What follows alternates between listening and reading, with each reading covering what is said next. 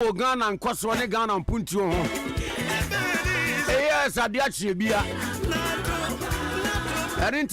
Wherever you are in the nations across the world, our your social media platforms are would and do us a favor, so Bekaya Hua. Mammy and yourself fish, and buy fish. Nabo Modiana share link, you know.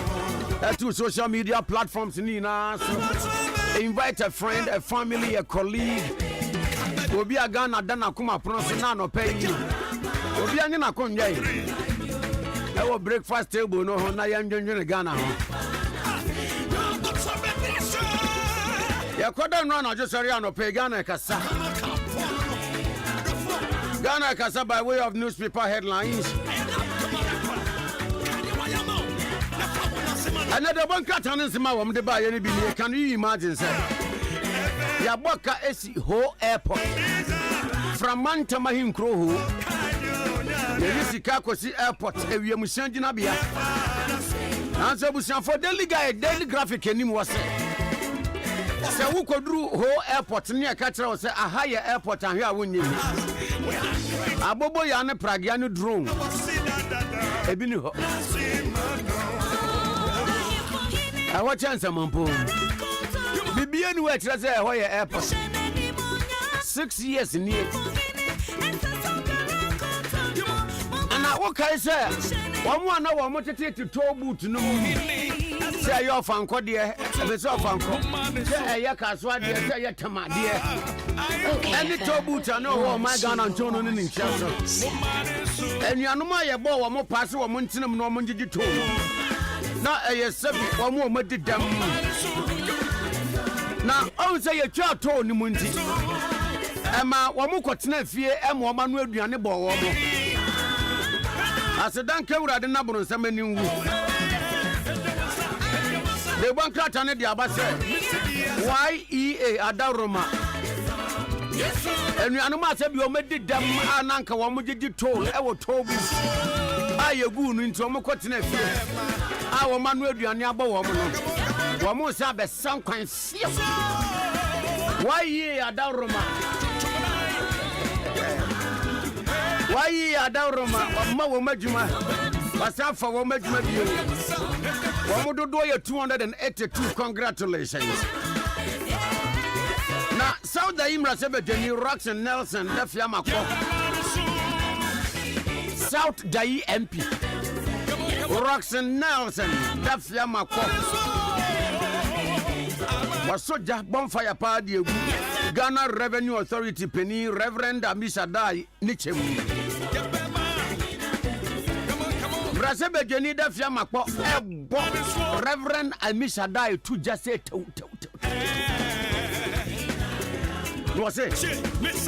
So one tree, Reverend Amisadai, Uncle Jinako to power, Nanki and friend of Defiamako. And the people come say, Anka Nipeni Pano da Coco board. Our Kaneman Penny, John Dramani Mama Mambo Bresso. Tractor Stephen Opuni. And the people who send fears, ye to 2 I know Mufisa Jamagalam say, and I say, man who. Obusiasa na nifia yetu tuno. Enyanga lamse na manhole. Emom iyokofo ene bopa. Ema yekotutu Dr. Stephen Oponifie. Kwadu ayabone dindi na court no mo pa dance ebi. Ento mu kotutu ho. Se bia na dance no ye dia chef from se bank. Para mama sam ne se wo mu tutu wo wie ya. Nothing evidential was found. Hadja for real, call her Mona. Hadja for real, call her Mona. Yenyaba who are for and no one quaka a game ever United States of America. I have one who could pay $2 million. Set one quickness and trickery. And in Saquanso. The other for your kind of scam, maybe. I just don't crop for horses, I pay $2 million. ɛho kwadu a yɛde abɔ no a wɔgyina court ɛwɔ US no hagya for real ɛkɔ court na soma ka kyerɛ court wa ne sɛ ɔni ne tenten bi aka kwadu a wɔmde abɔ no no OU ɔbɔ ne tiri nko wɔgye tum sɛ wɔdi fɔ simple and tietia ana sexy dondon ɔda ho wɔ hɔ sɛ meka yɛ afei na wakae sexy dondon but I mean sexy dondon abrante yi a anka ne mra sɛ badwani JB dankwa yɛde ne mogya wuo yayaya ho kwadu abɔ no no ɔsɛ sɛ court gu so edi na asɛm ne sɛ afa so asɛm ne sɛ wɔ mu ni wie na wɔn mu kɔ asɛm ne so a investigator ɛde to court anim sɛ ka sexy dondon na ogyina hɔ ne mu ohu kyɛ sasabonsa ne mu ohu kyɛ diabolo dada de asɛm yɛ ni wie sana wɔtwe wate asɛm kɛse a amanyɔsɛm mu pumpuni amanyɔsɛm mu kokroko ɛda pono so a yɛdandan ne sɛ kusinam ɛho apa so ɔno aboɔ sɛ kyerɛ me nsa bɔnsi a ɔyɛ majority leader a saa dibere no mpanimfoɔ agye ɛde ama Alexander Afenyomake afutu mmarahyɛ badwani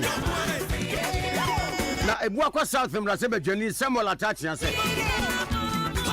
sansesa no aba no ɛkyɛn earthquake ɛntikyɛmu a ɛde ba no ɛkyɛn cream crackers biscuit a ahwɛ veranda so a apapa 5 minutes after 7 this and many more ɛna na no pay the bankrata ne de aba yada wasi ina boda wasi yeah, from Chief Captain Fred Marshal Ohenenana Kwame Amor. And then I meet him with the Amor Morning Show President of the land, Kwame Nkrumah Tikasi. We are great. Ele banjo. Good morning. Good morning.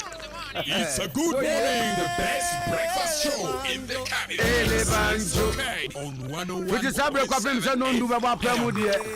Be our guest as we host you. Get your table, get your chair around the breakfast table. And get young woman of pay. Dr. Fada Dixon, executive producer. Lawyer Kennedy Asanto saying in a boa for. As a Kwame Owusu Ediomi, a studio manager. Ejari Arafat, and Abigail Ashley, woman of faith. And Yabuafu Anopei. Yakabo Mwayade, Ade Akye Abia. And the fear people are about to make that toss of the Onumian edition at Brel. What a melee, mana, Yangale Nonia Meboy. I said, Kabiani, I didn't know if you did that. Okay, FM and pay 7 minutes after 7. Welcome, Wezo Akwaba, Bon Arrivé. Good morning. Good morning. It's a good morning, the best breakfast show in the capital. Yes, it's okay on 101.7 FM. I was saying, some watch you. Edward is so feed the KFM, Mwakaba, at the bad Yachi Biaso. Now, yes, you won't cry no pay a Vodafone at Daurum. Yes, you won't cry no pay. Now, in Cransaya, they am I one of pay no. And any share a year footwork a crabby. And I'm a dema. A footwork a crabby. The foot on and say. And I say, oh, Kukuamu assembly. Master said, the penny say, assembly a mumusua, a yawa to turn and sano. At any given point, sir, oh, assembly, oh, pesa, oka. Actually, will be. I be very careful. I be very mindful. Sheniye pa. Oh, yeah. Yaso ton yari no nya no aduro. Aya no kre. Men kumiti mu asam ahwa ekum nipa barabusia ebehia pa se wonsem bi wo ho a wode nkamane nse mu nankun weye se wo be ka kire obi because onim difo bi trufo okan brofo say never tell somebody everything. You might be educating an enemy. Never tell somebody everything. You might be educating an enemy. Nipa obeka utrimu po, utrimu asembi atre no. Efutu ano pe ne se. Aya hweniye na se nkebe ya. Okay, FM. Okay. 101.7. Ana waso aka bibia atre no. Enyi obi ampo na osefata se oka bibia atre no. Because ebia nipa na wo gidie wonumu wa hotoso wonumu. O wa rehemu wonumu se wo ka bibia atre no no. Ebia no yo tamfo kase pa. A wo ton we hintasem. Ye wa ho den wo strength e de amano a o kire bi odi bedu wu. Sometimes aya na yetumi de awre ene yegidie se obi mu aka se we die migini o. We die migini o. Gidie ntini ahotoso nti Yesu fa suafo mienu dumienu ofa Judas Iscariot kan. Mi wa no obeyi na ma. Kirano se na Saul Mika Emma David aware mra okum Goliath. Ayane boso no wadi so. But nya dagena kenkan tro no beka tro say Saul Mika Emma David not just as oyere a wone ne ntena na emum na ye fidie. Enti Mika wo David abrabo mu ina na ne papa Saul Ednesum David fidie to imagine say David kase oh we di oya me yere me mfe me do wiase malomo me komtwi wa enti me ka bibia akyere no a ninsem ina agu abonten ninsem ina agu ni power born pa na so asedan ke wurade se Mika regardless ane papa edni suma fidie o David abrabom wanyi David ama but bia no ankoye lucky ankonyi obi se Mika nipa no ba wo abrabom no o abrabom as an enemy but to portray sort of for to when you mugidie ka bibia kire no never tell somebody everything. You might be educating an enemy. 11 minutes after 7 yamfa sem ntu ekoto dwam emra yede na watwena be na wieye eboabo ye ho na yewura weekend ni mu no Ade Akye Abia live on OK 101.7 FM sinie efutu sem yi se ko square eko zigizaga no sampede mu a ehwo aseda this way chocolate drink dia this way chocolate drink on opawiye on pe wo saye enu ntina no pe yi wa me de enkranse ne efutu sem ya ma wo yi na beyond enkranse ene efutu sem no anope yi uye jumayeni a uhia hoden anope yi uhia nkenyan anope yi uhia wohrobo na wo de akọ wadwuma so enu ntina this way chocolate drink wo aya no pe de memfa nsi onyu no nye fansi ohye num ko mu na kokoo so mfaso titru de kenyan ni pedua no emma ni pedua no bose no enya sa ma opepepe na wode a wunya damu ni na ede aye adwuma no emra na ye adwuma te sese bi daje tefunu ponko won tebre enkrofo atoba ha no na okura de asafe no wahye ase eye koko ano ne kan sebi onomu a ema obon front se afoforo de no ena enyanyan se afoforo tetewe anopai o de na ye no on test na no mu feel this your chocolate drink anopai de awuhia enin so hye na what's your bonten dia megidi ye say wadwene afoforo ho say on pese obeblo wo mu fuse enti utwitwi wo se dia mebisa ne say aposen toothpaste ben na no de twitwi wo se say ye Pepsodent no de twitwi wo se dia enya sedan kan say won ye selfish on pese obeblo nkrofo fuse because titru ni wa wo ye nipa ho adwuma receptionist titru ni mate titru ni wa wo ton ade ewe se atofo beba titru ni wa wo ni nipa di nkita ho o sa biblia no woni mu ye hwam se ayefo roll on na oni nipa kasa ye de ye hwene kura ba be ka ya so ho atie na mum ye ntwe ye konko ye chi obi num nsa enye hangover nanso akasa gu so a woni be prunso te se dia otwetwa je ne wo kitchen Pepsodent cavity fighter winum tete eno anane atena tuka toothpaste bia obi a se eye Pepsodent aseda enka Pepsodent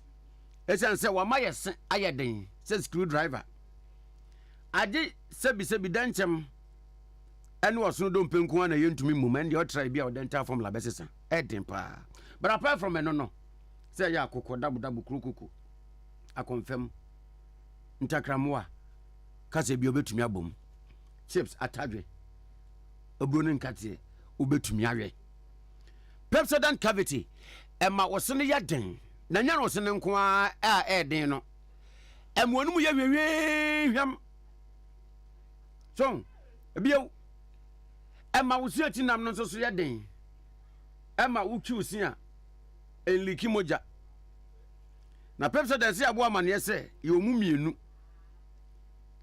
ye wo heba ene ye wo chakodie no chakodie ne de dibidie tetewo de na ne de body tire kan wo de twiese no ena aye ne kama ena heba no nso o te tetewo mu ko afomu aya wo mo winuawa ene amama bia bonse dua ne tenten ase tinchinga ba na ehwo manum onwiwie no ado awie ebo ese ho ban sa nu bina ni ama no ene ede aye Pepsodent heba no na busia se de be ye ebe so obi abotom nti ya tete so sachet no 12 Ghana 12 grams sachet no ya tete so 65 grams 120 grams 175 grams into kwa eye sizes ebe so obi abotom unya so betutu so ansa na wakwa akotobi bomode for Pepsodent twitwi osie na wosimpai white sanyura na enye den mu onum nso so eye hwam 16:07 live on OK 101.7 Ade Akye Abia message akosu agwaboaje akosu enhira atenase waje transfer from peace aba message Martin yeah new sofo na bokode nyame adom ubusu ehiraye boy hoban omtaka bro fi I like what you are wearing obonza me kai pa BGA me omo ya red carpet so I like what you are wearing. No, second question is what are you wearing? I'm wearing Jesus. Me kai and right office aje ki ure mu a na nikobo Jesus is Lord na be office na bow pampam. That's right. Jesus is Lord. Me feja mbe mu ya na mse kai Mrs. Natural. Evangelism. Obetimi afam bibia ba me Jesus ya me ma da bi me yentina onwum tuni bi sense wonu obi cha de na se wo fa Yesu a ene ne nkochem ko na ne nkochem Mrs. Akwa ba biem oh meje ososofo na wo faja wa ama me nu mienu se ya hwe akire ma no Lebres ne ba de aya ba adwuma no enti 17:07 dia na wo ma ya no pay sofo a daily graphic wa ha some motivation dia wa ma ye mediama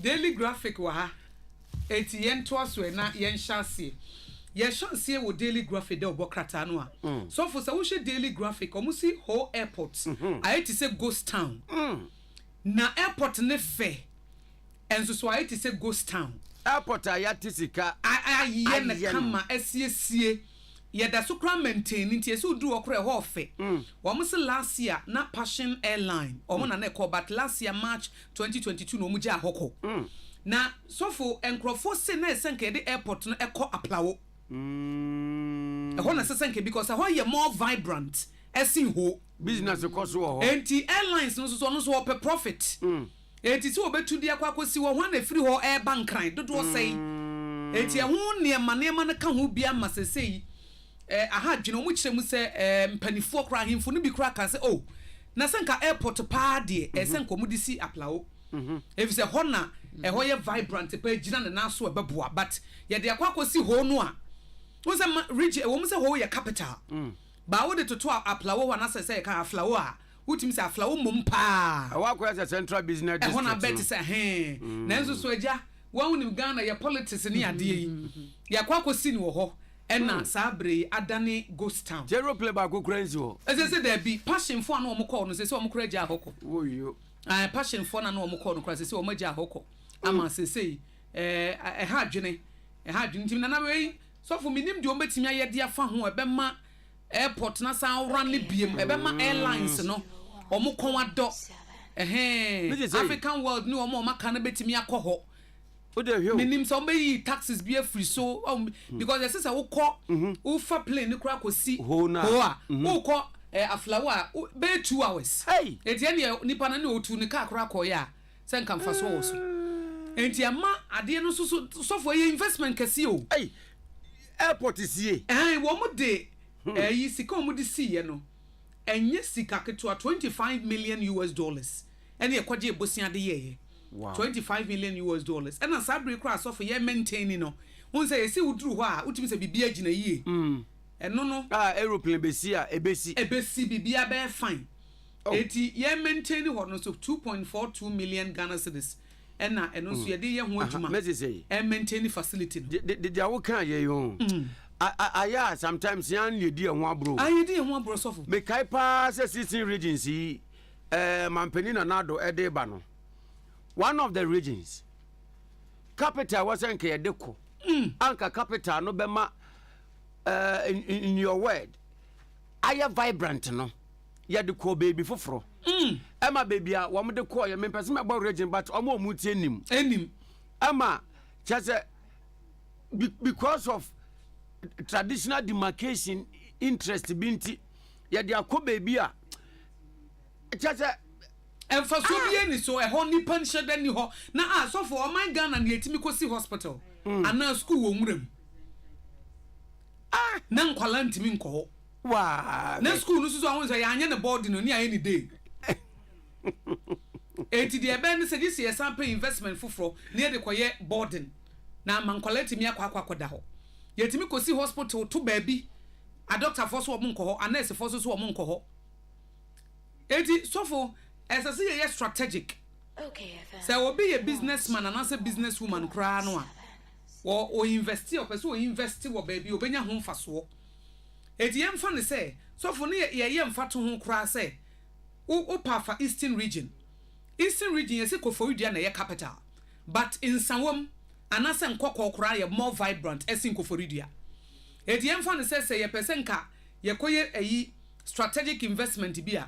So for say ye no wo ye koye no won kokko ayeni insawoma eye sinse be ne wo Koforidia although Koforidia e capital nanso ya na ya manwofo no wo mo ananim adwempo ni adwenkyire nti a wo de ye wo made esese it's about time ye hwe na yetimi toto saade ni yie papa na yenye private man bia ni ho a obekwa bia adwuma wo ba bia nipa ni anase nipa wo fom proximity ehun hia enti ehun asemo no esese ye hwe enti ye no so afo minim solution sese de ye be ye de afa ho ye minim kwan be fa so entize airlines no ama akọ ho omudi anidie bi ebekọ I don't know ye say no gisi ye santenase na ye sofo ye dwene ho sese we ni sese ye be ne dai se airlines ni ye be mo incentives bi o ama o makọ ho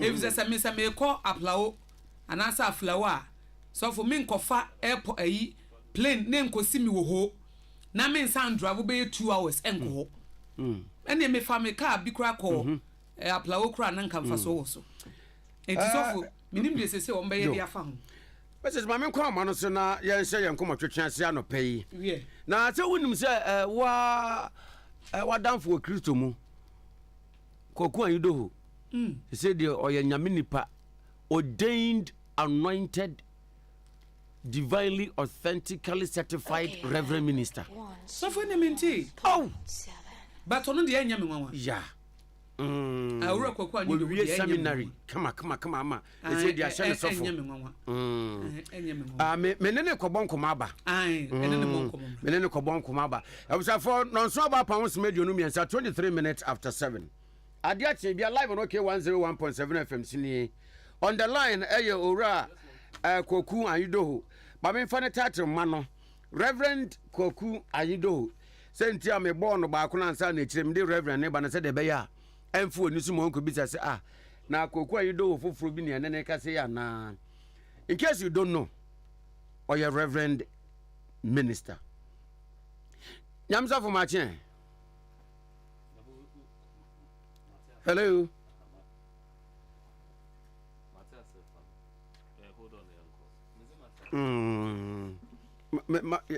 Yeah, Sabeka. Hello, Safo. Mini Safo. Oh, that be.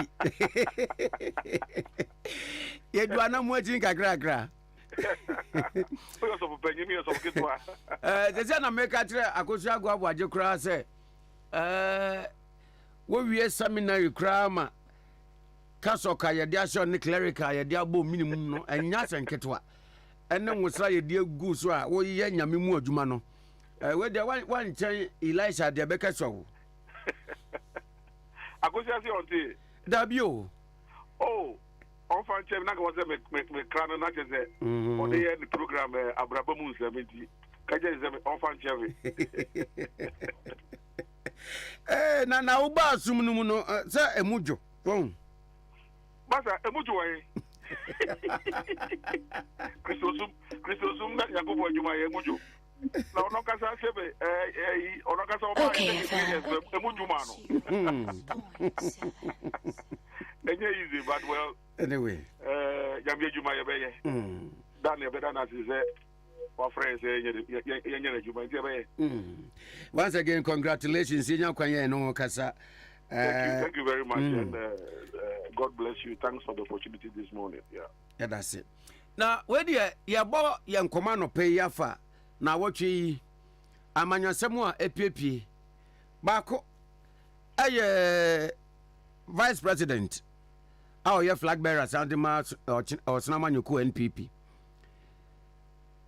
We ne campaign team ama manifesto committee kura wasanso apa wo a we are told and believe say honorable chairman Sabunsu na ekwa akohede yamfa komoni free na yemisa say oje development is saying you also for medasi asina ne beda kidam ponse wa madipa achie ene Friday 23rd February 2024. Better not say. But maybe mu answer na me answer a question. Mo de be ba me so no.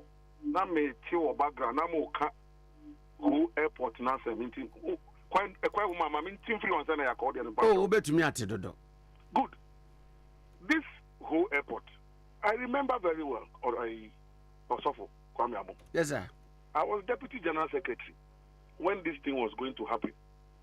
The late Jifa Tivo. May her soul rest in peace. No, transport minister. Look, Oka, yes, old time JM. Oka, yes, old time JM. I remember questioning this thing. That, and I think I overheard Akusha Abuaje, and I said, Open your banner on the program. Hona Okono. Ube, Nakosi, Yakosi. And I remember, Dr. Fede, I never saw all of your NDC running me. And then I'm at it, so anyone won't find me. But you Google and you will find at the sword cutting ceremony for the commission to construct this whole airport. Togbe Afede Agbogbo Mafia of the Sogli State Ohenenana Oye chairman for the occasion, and I remember to quote him.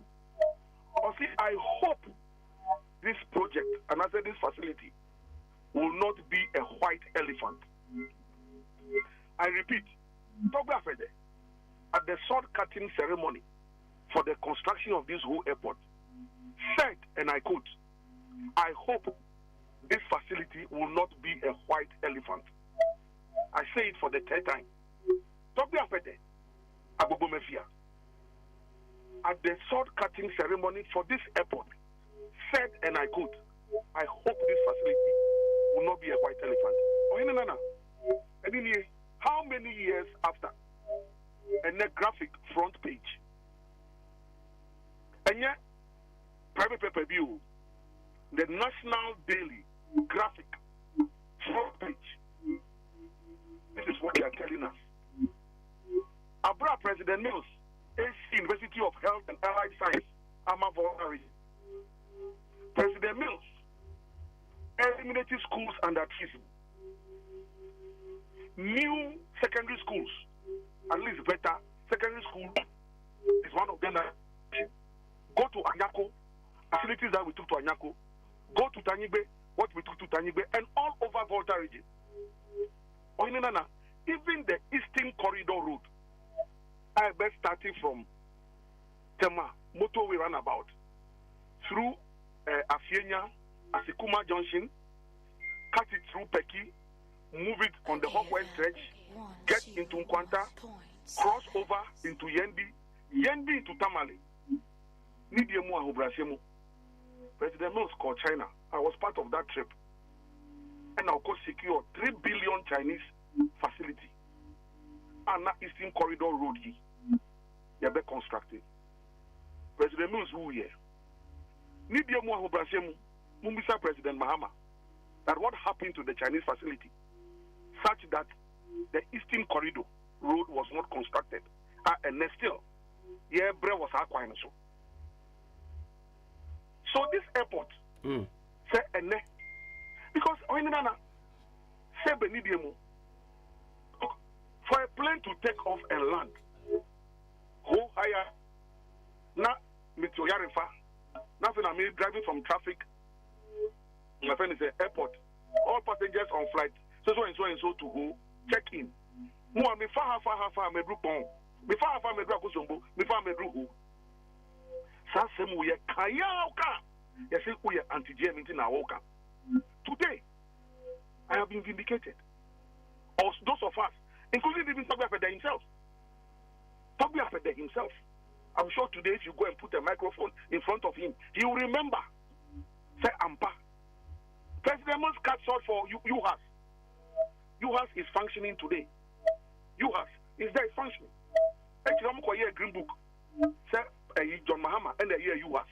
Abraham Munim say President Mills and the year UHAS. Now me call UGMC here, University of Ghana Medical Center. And no big catch me uncle B, no aka baby. See me cost around here and so me couldn't crock a baby or John Mahama Hospital. I'm saying there, I see Lagos. I say, please, that hospital, everybody knows that it was President Mills. Now, no, friend is saying, Kiki, or my effort, now go on the crime here. Now, me teach a man for be didn't attempt, and on page John Mahama, in Sokowu or John Mahama Hospital. That hospital was constructed by John Evans Atta Mills. So, now, back to the issue of this airport. Today, front page, President Mahama. So if you go back to the Volta region to go and campaign in this 2024, what will you tell my people? What will you tell my people of the Volta region? What was your legacy you left for them? A ghost town airport. Look, now let's go to the substantive issue. But Tanzania Bekono, Obutubeka said, Abia Airlines and so was saying Kabia. Airline bank, the commercial viability. And then I even talk about there because is a finance person. I mean, if it comes to finance in this country, I'm sure he's one of the leading lights. Even without being a financial analyst, what is the commercial viability? What business, what industry have you created in who that you think that people should go and board plane and go to who? What industry did you put there?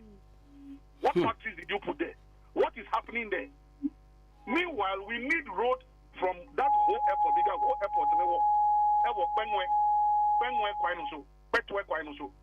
That road connecting that part of Ho to Aflau. At the time now, Kati sought for the construction of this airport. That road was horrible. It is one of the first Kwai so every Aflau, Abahu, Abefa place or Concry. Another one of the plane every kind. Abesi Ho, Afasa Kwai, horrible Kwai so say, or Kwa Aflau, Denu, or call Joje, or call Dapa. What is happening on that side? We want roads. You are not giving us the roads, you are giving us airport. Now, if you plan to see airport, no so airport now. Why best when you have So when you ask yourself, and when you say it, they insult you. And now you are anti-JM. All because Ohenenana. Some of us saw the revolution. The revolution of May 1579, June 4, 79, December 81. If I that cool, even people say 81 December. I've just been doing some research and analysis. Actually, it's even 1st January 82, because that thing happened after midnight of 31st 81. But of course, the 31st now Amor in Tiafanasa. But technically, it was 1st January 82. Anyway, but the point I'm making is that, look, this country has come a certain way. I keep telling people that my association with PNDC, and you'll be it is what I saw as a young boy growing up in Britain that made me understand that the country at that time, not on my no, and this had the buy. Sebe, and then you know, and but be busy, be anka papa and trade. So me orientation, I'm a about politics mo. And you say yodium. It is a na me was a party no. Na nyama touch money can you see womb pe obia 70. Sebe. Sani pano. Ono no the PNDC in the buy. Because he has veered off.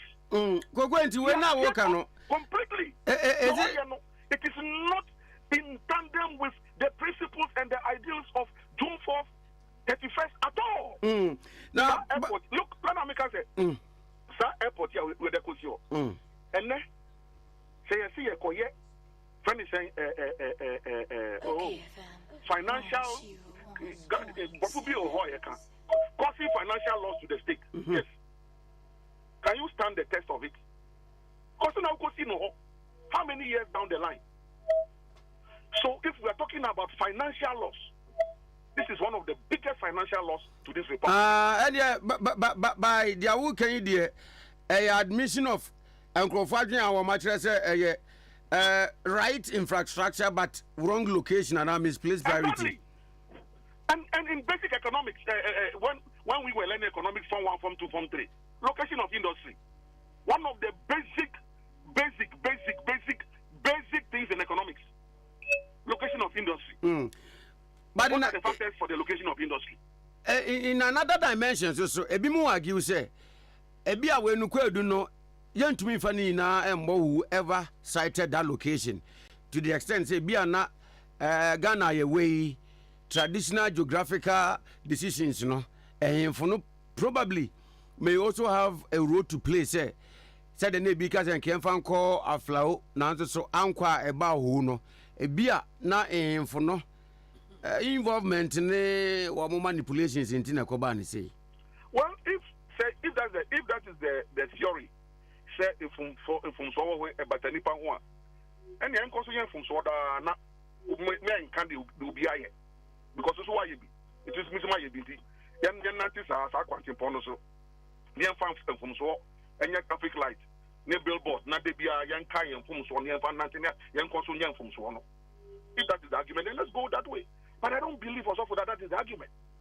The argument is that you're the minor shawunsa.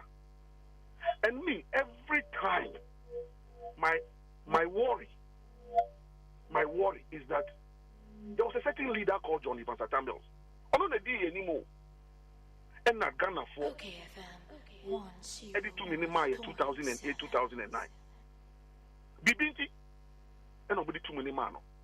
And I want to now hear about it. For some reason, the man died, he became president. You just decided that you will not continue to work on that better Ghana path. And then you're going to be or China, you're going to be before. What happened to the better Ghana agenda? Very simple, very simple. Investing in people, infrastructure expansion, building a strong and resilient economy, in an open, honest, transparent manner. It's as simple as that. Why are you finding it difficult to continue on that tangent? And talking about finding it difficult to continue on that tangent, also, just yesterday, I was in a class somewhere. I was teaching some children some aspect of political communication, and I said, "Look, you people, of course, they were asking me questions about okay, so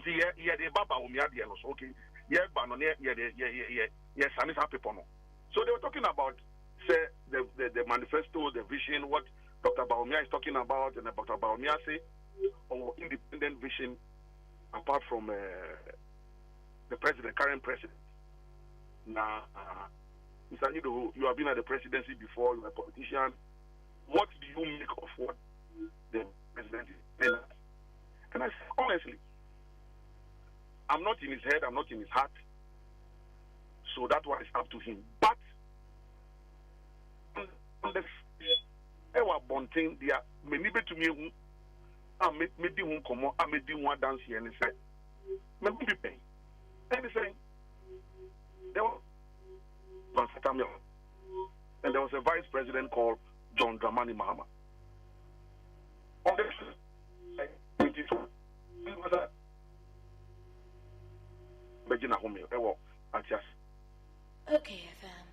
101.7. Yo, we're going now to Asamoah no pay ya and see a bebo home come na vice president and the running mate, the flag bearer of NPP. Yes. Or the manifesto committee about. Yes, so I'm talking about it. So it's about the manifesto, the vision, and all that I'm saying. You see, what I'm saying, the point I'm making is that in terms of communications, in terms of agenda setting,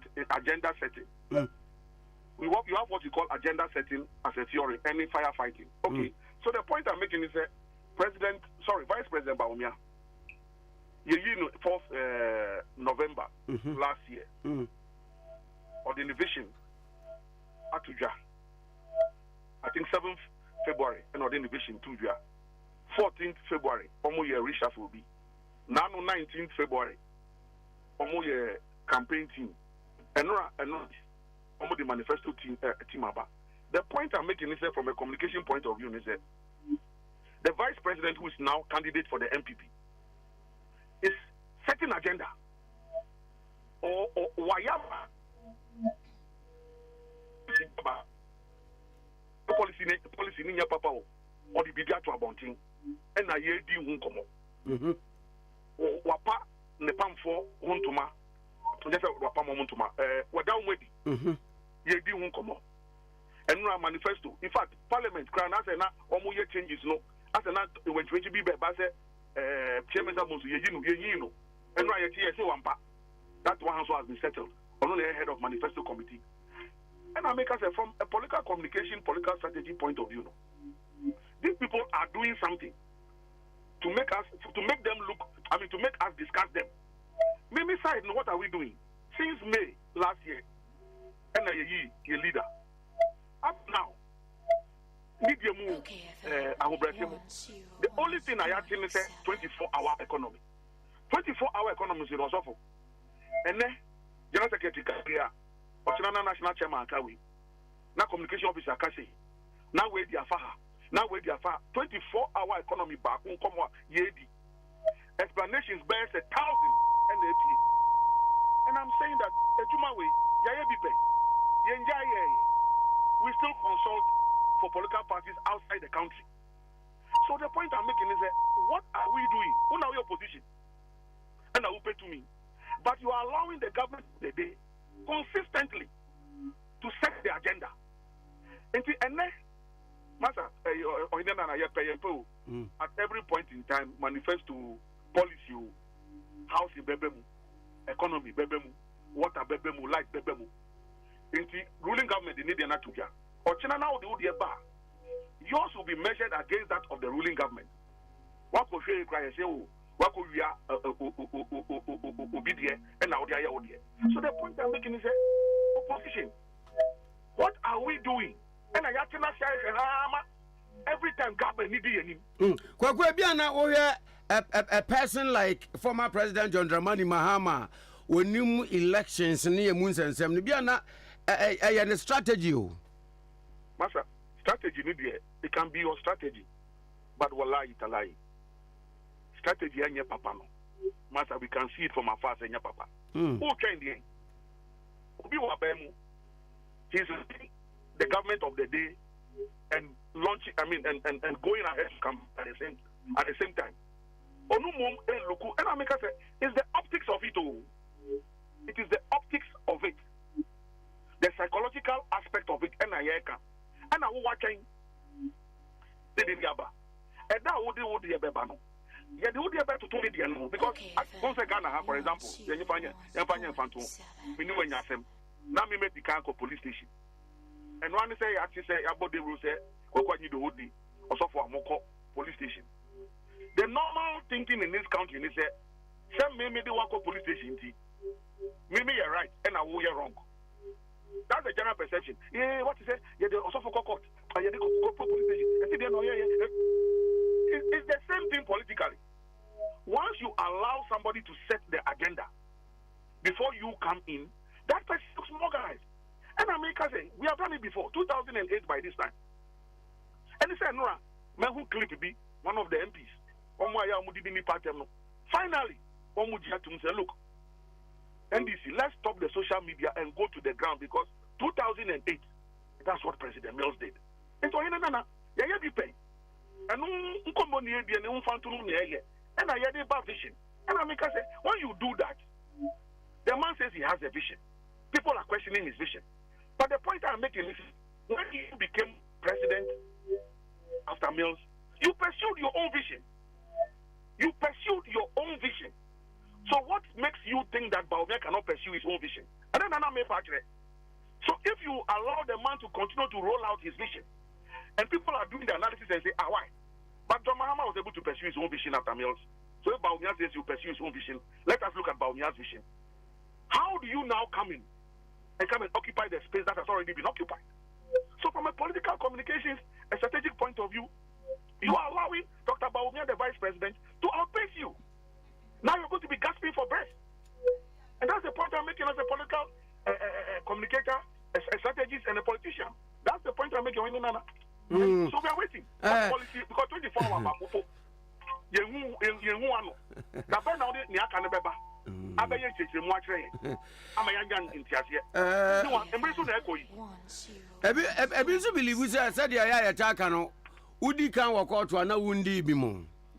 I agree, but I'm talking about the perception. The perception, because now whether you like it or not, or no, and no, you're discussing.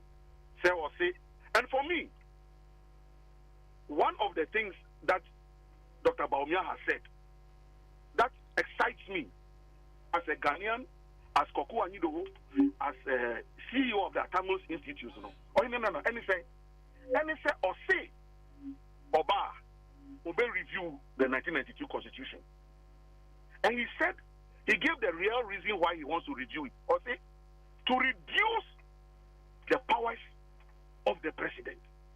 Now, 2008, President Mills, Nani Boshe Sonko Bako, and no. And Ghana 42 million man, no. 2009, 2010, and of set up Constitution Review Commission, headed by Professor Fiajo. A human being and Sana Yakupon Freno, and they see white paper be white paper, no, up to now, and I've been fighting this crusade. Now, a candidate comes out and says that when I get the opportunity, I will pursue what President Mills wanted to pursue. Ohenenana, Yakupon, Hatasro, I miss some no. So, Obi Kasa Diana, Sebe, you see politics in tea. Menka says, Adiana Menfuaso, Tofuaka, Mifuaso, 100%. I support Dr. Baumia on that policy of reviewing the Constitution and the Tamils Institute and anything we can do to support that aspect of his policy issues, we'll support it, because the constitution is the biggest challenge we're having in this country. I know it, you know it. President Mos was a lawyer, he was vice president. So as vice president for 4 years, as a legal luminary, as a lawyer, he saw a lot of the challenges of the 1992 constitution. It's not buy, you know, or say will be review. And pass will review it. Just saying, go for friend and son, will be to your implementation. Now, baby, one to us. So that is an aspect of Muhammad's vision. He had his own vision. So he didn't continue with the review of the constitution. But Umia says, when I come, I will pursue Atamos's vision. Politics in me supporting Baumia on this policy. I support Baumia today. I support him tomorrow. I will support him on the constitution. I support him 100%. Nah. That's the point I'm making. So you are leaving space for people to discuss the policies. Me the constitution there and the hear me. Me I can the so fine on me the constitution no and they hear me, because as for the 19th constitution, yeah, they are paying. Let's look at it. Kwekwe said Wama historical antecedent of said the NDC. Eyan Niyama, especially Emra war election period, Muana Yabobo and Waka Abatoswa. We no kwa president say baby aye dripa our election year nanso so o party a free mu campaign team ano manifesto committee ano udwo ni famu a den be hindrance na osi akwan.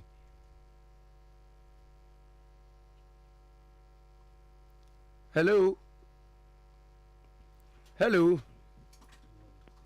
Oh. I was for your name, Koku Ayudo, Reverend Koku Ayudo, for that matter. Our Chief Executive Officer, Dema Atamils Institute, and Yabon Commando Pena, and Command Yabo Free, who are from Mantamahin crew, Ayakosi Airport, SEO. Now, so Okowa, nothing shows you say where airport. Yaba Baba Besi NPP. One do a campaign team, any manifesto committee, Abba.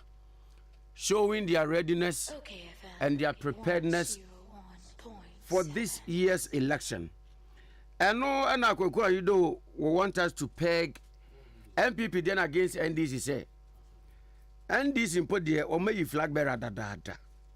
Instead of day, even before NPP amanyukunukra eko or more Congress akwakoyi or more Franka tuninti ade na de new kumya. I won't come on the about the Ababi. Thank you, Kwame. Let me be said the one historical antecedent of NDC. More preparedness, ne, Moshe ya muye. Especially Emra Yakotwaba. Now we are quite unprecedented, say, ye war about 12 na or party or manifesto. Emma, ye committee, a baby some my campaign team, Emma, you know, what could be the hindrance? I mean, also for Amoh, honestly, I don't know what the hindrance is. But all it means is that it's about the leadership we have today. Because under Jerry Rawlings and those who are managing Jerry Rawlings, it won't happen like this. Under Tamils, and I am manager Tamils, it won't. And for me, I was in charge of communications. Now nobody can take it away from me. Who time you, who did my demo? You can't take away that role that I played. And I'm saying that. And I didn't just get in there. I got in there as a professional. Well-schooled, well-educated, well-equipped. It is easier. Those who are there today, what have they done before in terms of political communication management, in terms of agenda setting, in terms of strategic management? I'm not saying but I'm saying it is pretty obvious that the people who are in charge today don't have a clue how to manage an election. They don't have a clue. They are completely clueless. By young Peninsula Bia and Wam at the moment we near you and watch your post. It is up as all Wakra. One hour pre post be a penty. Fine. Go ahead and go and win the election. You are allowing the government of the day. In which country? You go around and do the analysis. Where does the opposition allow the government of the day to be miles ahead in terms of agenda setting? It's only in the Republic of Ghana, where my own NDC has just gone to bed because the national chairman himself is pursuing his own agenda. I'm not too sure what the General Secretary is doing. And then that is it. Then the flag bearer himself, we don't know what he's doing. We don't know where he is. So it's up to them. They should continue. But at the end of the day, they should just know that this will not continue forever. Very soon, and very soon, the revolution of 79, 81, it will hit the NDC again, and people should just wait and see. Because I'm a party. No. We have fought too hard to allow this party to collapse. And those who are collapsing it, they should be very careful because that day is coming. And it's coming very soon. Trust them, the car here. Also, for me, no. Yes, Christo, I was Samaritan. Or catch him, or see, the day is coming, and in fact, the day has come that neither shall we worship in Jerusalem, nor on this mountain in Samaria, but true worshippers will worship the Lord in spirit and in truth. And I'm using scripture, and I'm saying that day is coming, and that day has come. That those of us who are true believers of the NDC will not sit down and allow this party to be destroyed. Yabedase ewo eho no. Na makubia enipa bi ate a wo man susu da se ebeba kra na ebefri owura akwaku anyido sofo eho na aba. Other Assemblies of God sofo penny openi wengam why obibi.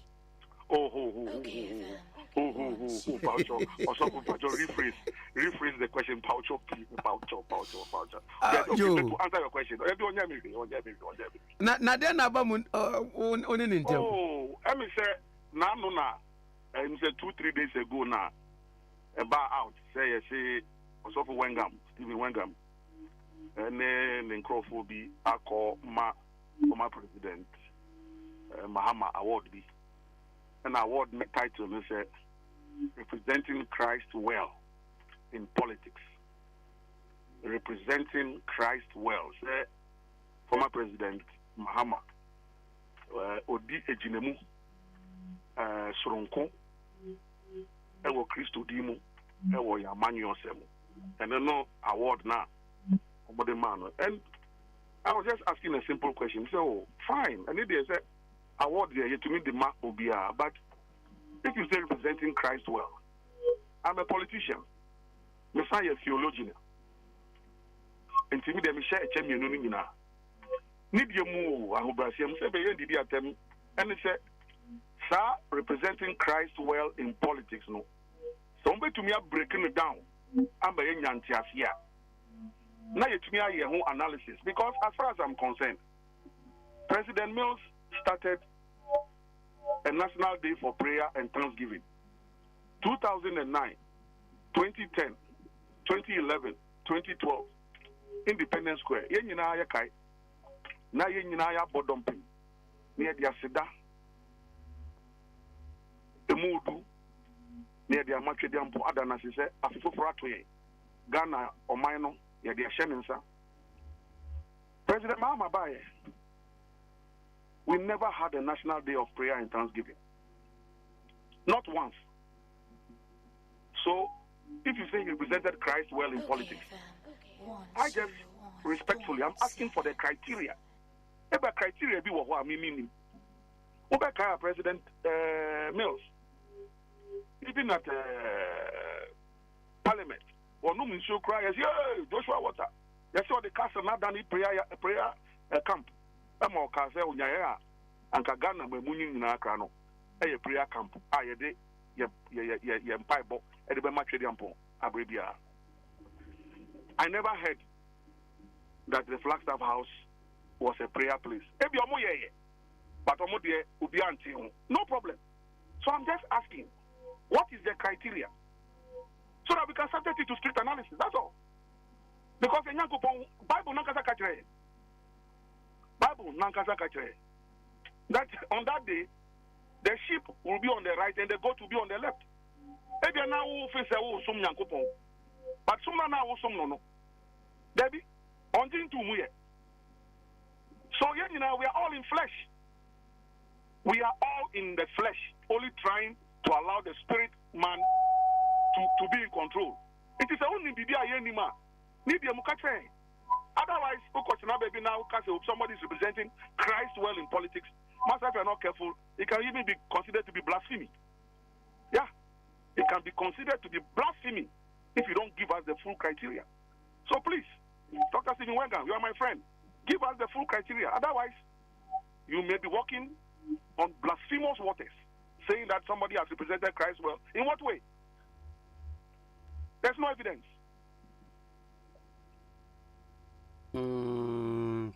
Enti obi kan che ye hwe no face value ne dia enkenye award bia ye de bema obi a ke wo se ye kan man pene John Dramani Someone bottom pin and I'm a man award and can be there for me who be sebe afroba no manya moyi e we bia so ko tramanza me ko fra me kuntun kunu se me ko bia no so ko hede na bia no kra betimi afro so akobi baby ntani na fa me ho ba se gina ye wo kwae mu and I'm o sa award we the obo kwae no and me ho fanto ho award and ye de man de e mo no nyina ye wo kwae mu ye bia bisa eno na me so me bisa bi Koku can it also not be said to say oh here said do Assemblies of God ni na or participating in asoni dwumadie mu a me kra no me witness to bakwa ewo odoko buzia road na ye share wo mo anniversary bi he was the guest of Anna or by now we hear other religious for that matter Christian religious gatherings are oko grace ni ade no a ebia na no problem. So he has represented Assemblies of God well in politics. Makana Akare. Ko? He has represented Assemblies of God well in politics. Makana Akare. Me EP Church ni. So me adena EP Church for the Mami Award say oh EP Church is proud of you and your politics. Me EP Church as but say ya mami so. Say ko kwani those representing Christ well in politics. Then people will begin to ask other Christians who believe in the same Christ, believe in the cross. They were in the period of Lent. The period before, we are in the period of Lent. Those of us who believe, we are in the period of Lent. The period of where our real Christ, is going to be crucified on the cross. And you say somebody represented him well in politics, when the evidence is to the contrary. So we'll ask the questions. And I'm saying that God knows why he took me through School of Theology. So, and then he decided, because and our politicians, and they did so maybe on this call, so let's go theological and put the politics aside. So, Dr. Wenga, let's talk theology, let's talk Bible, let's talk Christ. Now, now I'm a politician, I'm also a theologian. So, Dr. Wenga, let's discuss theology within the realms of politics and convince me that somebody represented Christ well in politics. And let me also give you my evidence.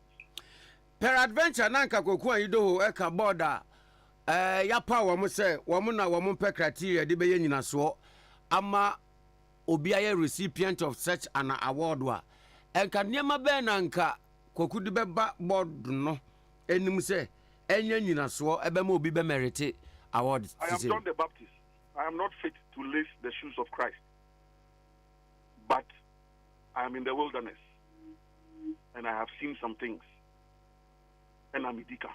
And that's all. I'm John the Baptist. I'm not fit to lace the shoes of Christ. But it doesn't stop me from being a forerunner and from asking certain questions. That's all I'm asking. I'm saying that you have said it. You have said it. So prove to us what it is that you mean by what you have said. That's all I'm saying. And I will see the person is representing. Look, this Christ they're talking about. Now, if I'm saying, two disciples,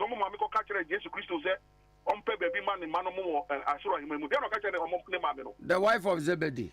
Good. Can they bear the cross that I'm bearing? So we are all trying. We are all just trying to walk the way of the master. But if you now say that he has represented the master well, Paul, the Apostle Paul, what did he say? I have not said, and I don't claim that I have reached, but I forget about the things that are behind, and I strive. I'm only striving. But you now say that he has done it well. You are attributing perfection.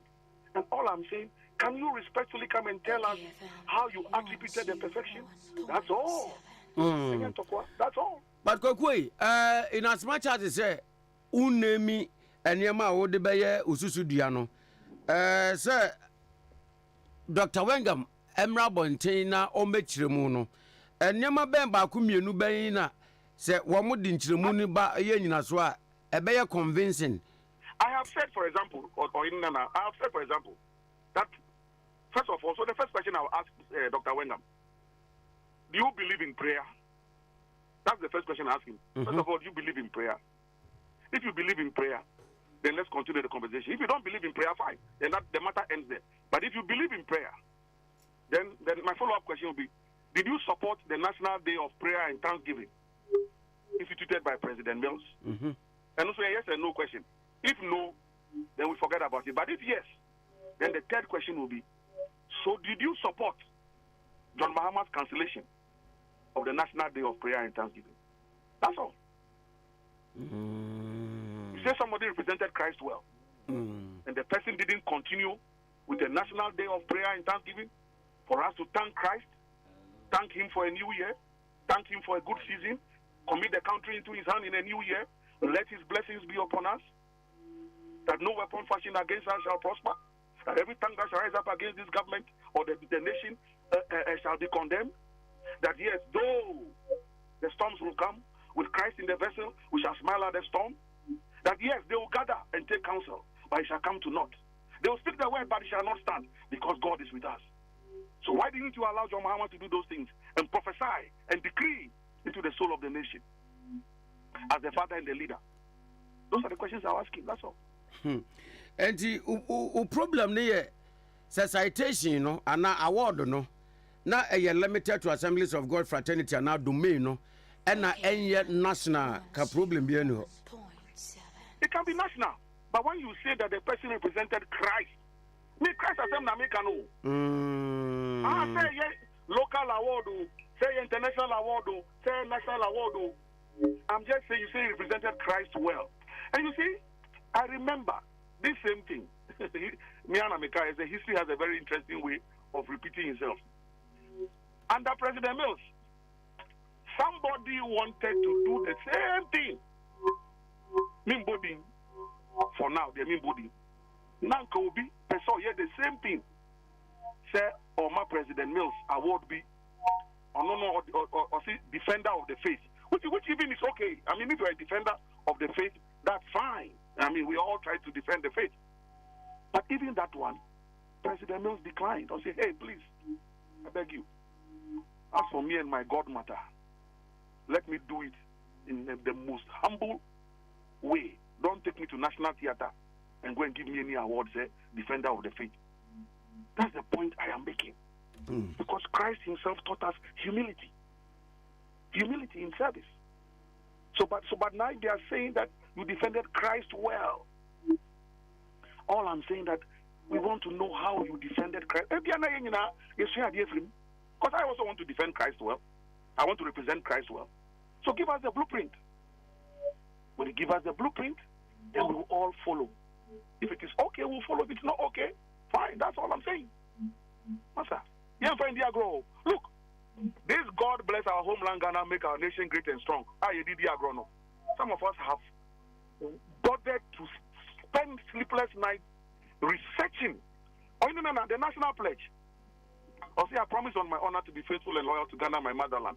I pledge myself to the service of Ghana with all my strength and with all my heart. I promise to hold in high esteem our heritage won for us. Through the what? The blood. Through the blood. In my recent readings and my prayers and my meditation, the blood. This blood that Christ shed on Calvary for me and you to have salvation. Through the blood and toil of our fathers. So people shed their blood for this country. They shed their blood, they toiled. You think I will just sit down? There's a new generation that is coming. I am part of that generation. We are rising up as warriors in this country, I'm telling you, as intercessors for this country. And I'm telling you, Ohenenana, those who cannot stand it, the wind will blow them away. But we are not joking with God and we are not joking with Ghana any longer. Enough is enough. Yeah, that's your no pay. Thank you very much. God bless you. Have a nice weekend. Kokwa Idoho, Chief Executive Officer at Maata Mills Institute. Also, a Reverend Minister, Reverend Koku Aido, and Yaneno Churchin Komono.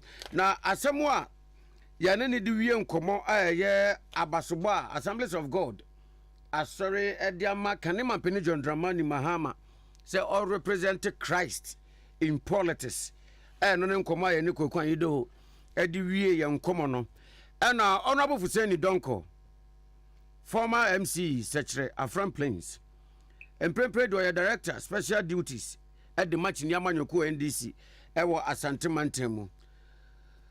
Honorable former MC, good morning. Good morning, Ohenenana. Pachana Bakodi. Wafan Kahun to send me Assemblies of God member. Zion Asante Bekwai. Member of good standing. Teacher. Member of good standing. Member of very good standing.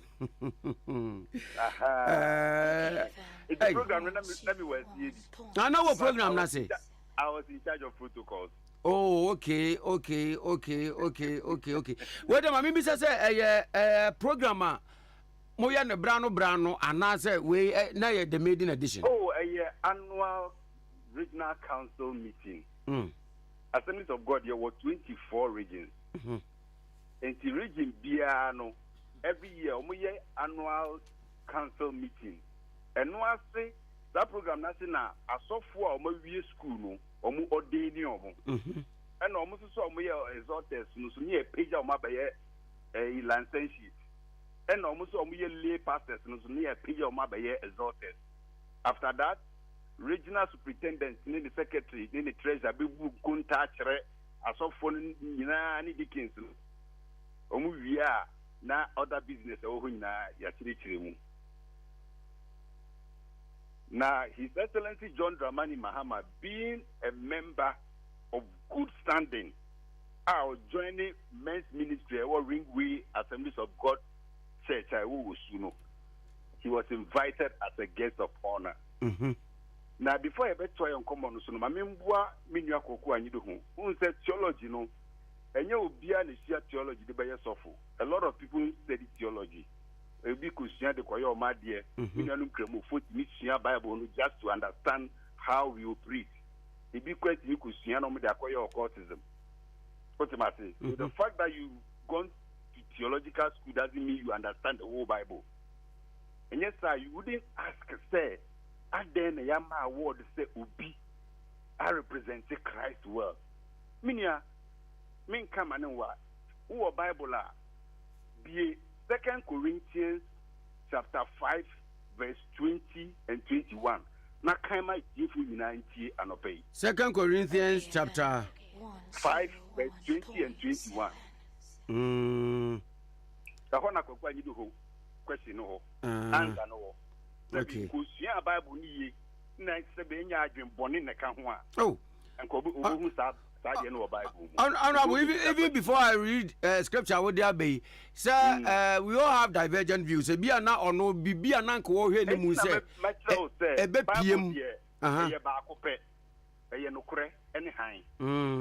you read the Bible without any malice and evil intention, you will understand it. 2 Corinthians chapter 5, verse 20 to 21. 21. What is 2 Corinthians 1? Now then, we are ambassadors for Christ, as though God did beseech you by us. We pray. We pray you in Christ's stead. Be ye reconciled to God. For he has made him to be sin for us, who knew no sin, that we might be made the righteousness of God in him. Amen. Amen. Okay. King James Version now. We are Christ's representatives.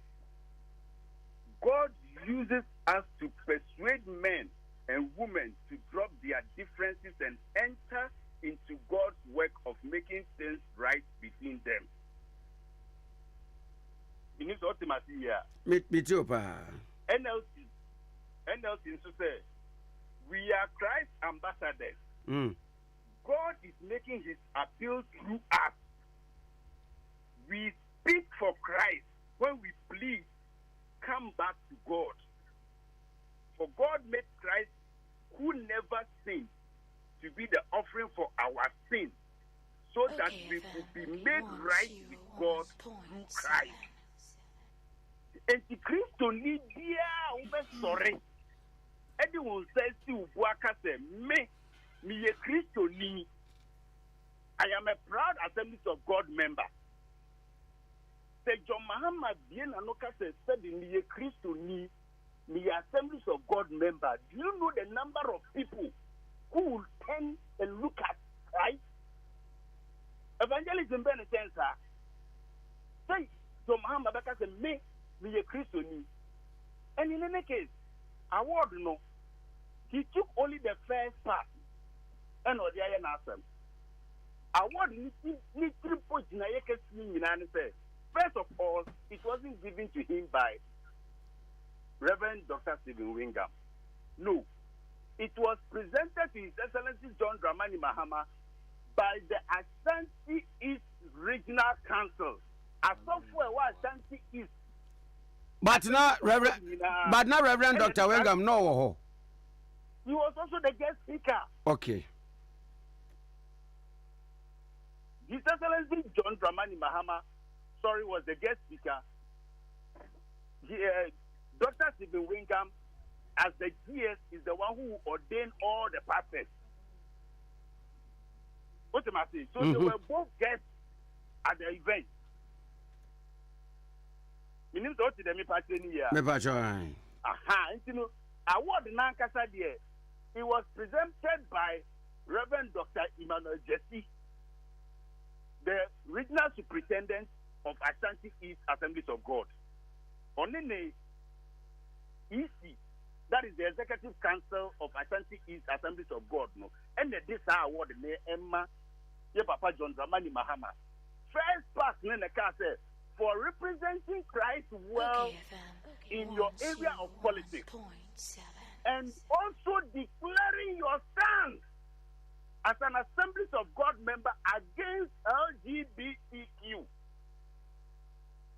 Award ni na as asitrenom say otimi ye nya kukuduro e kan wa bedwom say media me Assemblies of God ni me gidi e wo Kristo mu e ma me kwan say sabe oba be ware oba na be ma ware be ma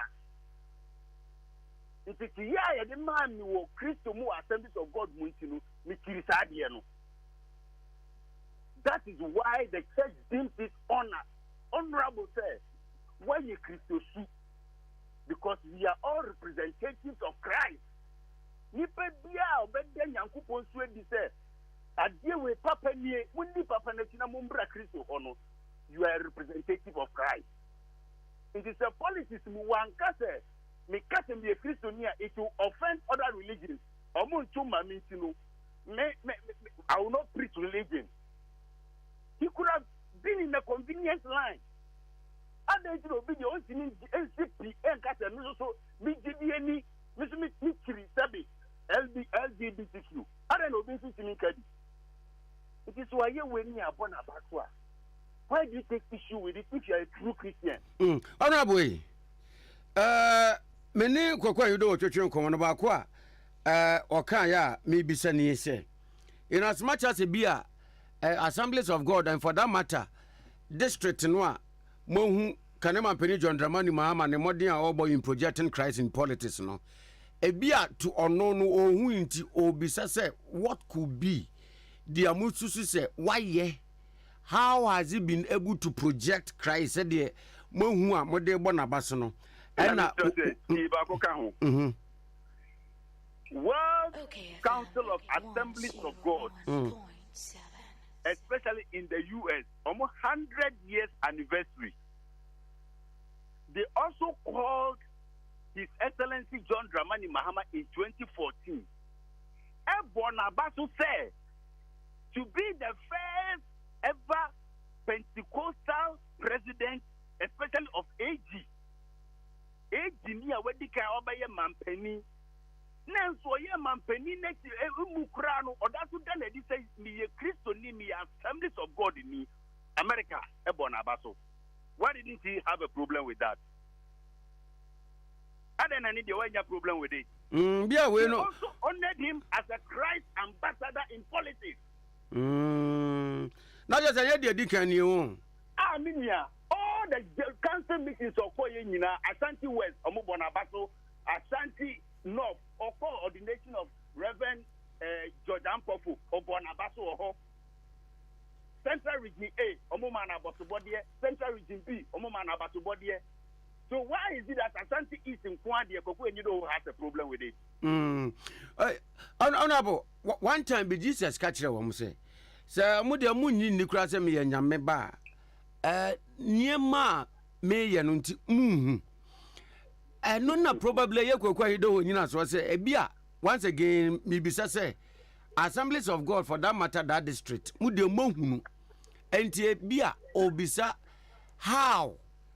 And I've also told you again, sir, or the problem is say Yaka say we representing Christ world in politics. And I'm actually the Bible crash say we a Christo near the Christo su put me you are a Christ ambassador. Ambassador ye day nipa or represent you be and and now Sebi Okay, Bible Kruya. 101.7. I don't think you're a friend, you who say you're a Christian for. What is the true meaning of Christians? It is because we behave like Christ. And I'm a boy. It is only a Christian. Now you can't be a Christ ambassador. Then what is your use as a Christian? Who's the mean that Christ sooner dear? Ebia Christo sunu Amor kase wada na die ni na ebia office questionable kakra bia na. That's why the Bible said judge not so that you will not be judged because you can't hear the to should be na onu kwaku anyi do hode ba no ye di see onu kwaku anyi do ho so a negative kura onya. Because Nyankopon sha kuma mo on sha ni so because you want something from John Mahama you didn't get it. Nasa be MP before the amount and all of a sudden John Mahama becomes your enemy. And so we should judge John Mahama according to Kwaku and you don't host hatred. Is that not more blasphemous? Bible Nekatera will say, judge not, so that you will also not be judged. No, would you are there judging somebody based on who said it, or you are only on you know you are judging the person. Abrababu na usu sian so catch out say sheye and the one mu aten na wan be ku so aten it is onu kwakwa nyiro ho yes suggest we ebu na aten can he survive it masa wa fa na fufura onyin fra Assemblies of God so on fa ni baby man nya mistake kura because within 1 year John Mahama started say publicly or aligning himself fully with Assemblies of God, we have grown from 700,000 to 882,000 members. Do you know what that means? Master, we are proud to have John Mahama as a member of Assemblies of God. We will honor him today. We will honor him tomorrow.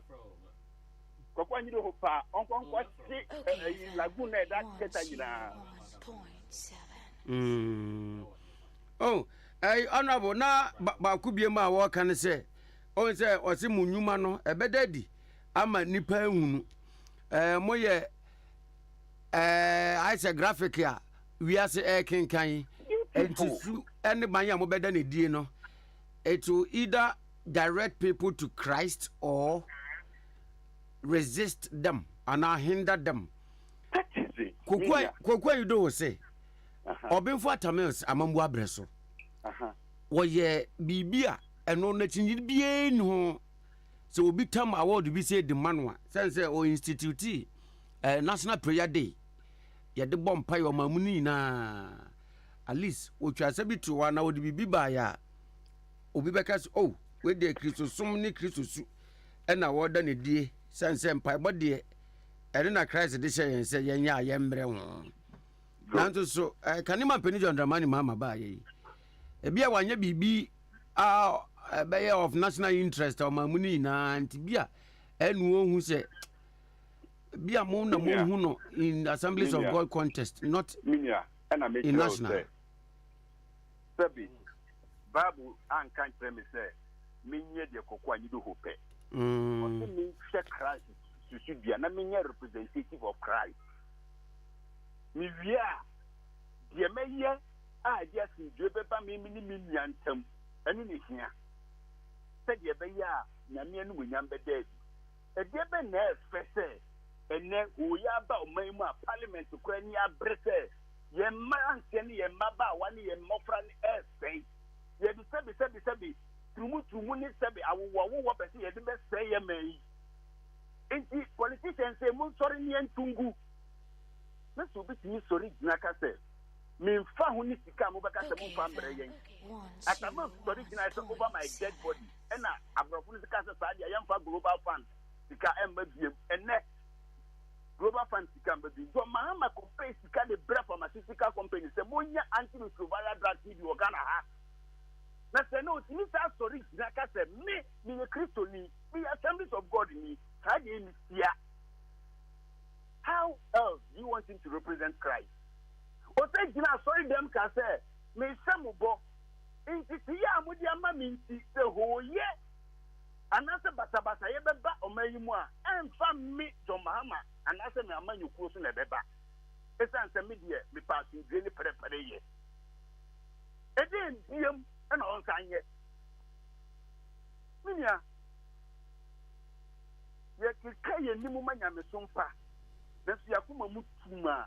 That Nipana yes to say or best fewer good. And that is the advice I'll give my brother Kokwanyiduhu. If indeed he went for theology, Bible says that who ban a name at the bar for dear. Now Christ who knew me our sema for the bonus Jaiso, Nako Trempata, who knew me an intermunia fine and stand about the bar for the end. Can Kokwanyiduhu go for communion? Oh, what so I just suffer. I said, look at Yaka. When John Mahama Yaka, Sabi, wow, you're crowning Yaka. Hey, honorable. Why did you say? We are done. I go when you know who doesn't talk to the ex-wife. Omoyaka. You better be so bad.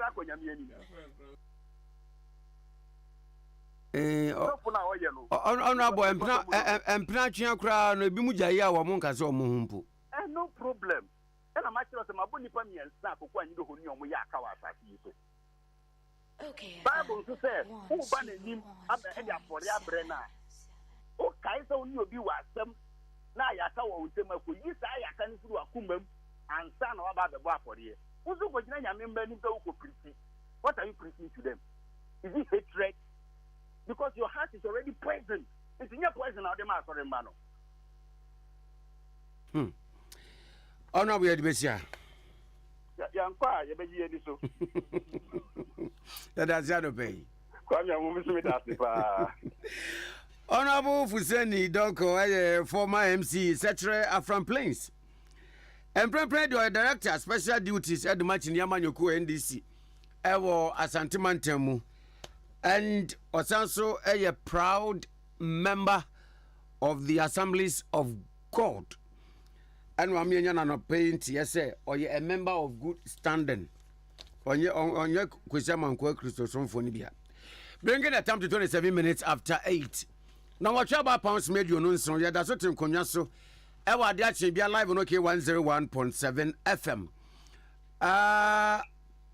Message me coming one but is here.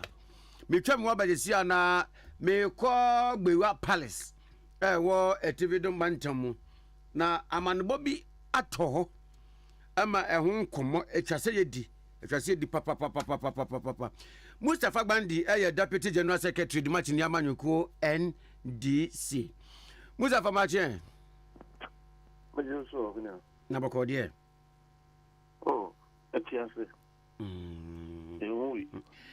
As it 24-hour economy no achisa crofo kan wansem by bi say as a non kwan ya dia say mo entina mo trumpet ya non kwan ya nti wi bi mu say no dia annabi ebe twem na 24-hour economy. Sesia Ababa Trim. Escaforma in Yaji.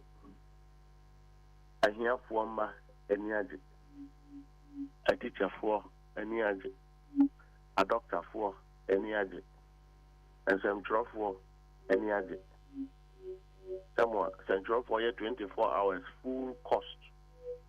To see as I'm drop for 24 hours at a reduced cost because you benefit tax incentives. You will also benefit allowances, revenue, revenue cost. One and be home fast one. A Jumaura, the budget, Monso, money budget. And now I can see the only people who are not happy with the 24-hour economy. I am Krofua. Omudidi free a bank, Simua, Omanpenin and Ado Kunyaso. Then the vice president on taking responsibilities.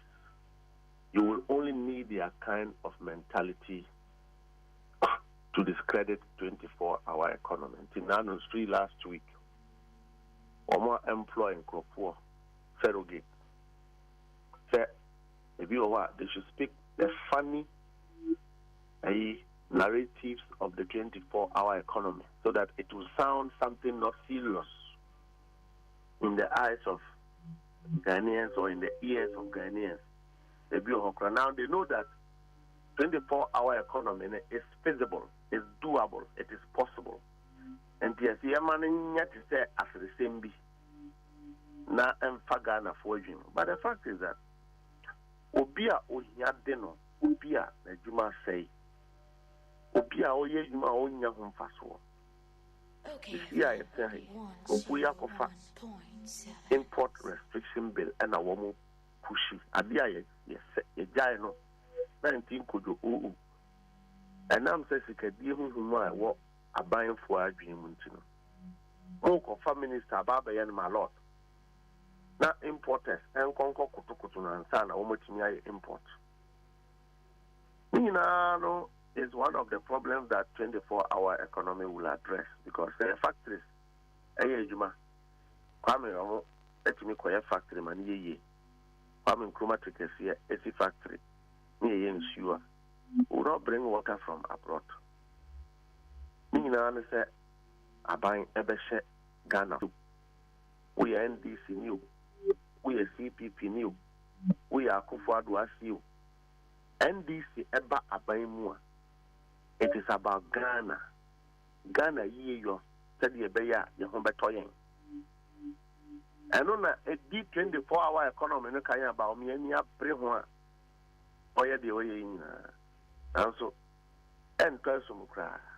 Na the treasury so one tia. Oman Penny said to deal with food insecurity apart from 24-hour economy that deals with the formal sector, creating agriculture service centers. One district, one agri service center. One district, 15 tractors. If we have 4 district, it doesn't matter what you farm. And that's a whole conduct a full one. Tractor out the better. Between 300 and 400 Ghana cedis, 1 acre. Chukwania overdraw a brew 5 acres. As I saw, pay 2,500 and son with Timiano. Oveniano, him and son was a to a braba bidia.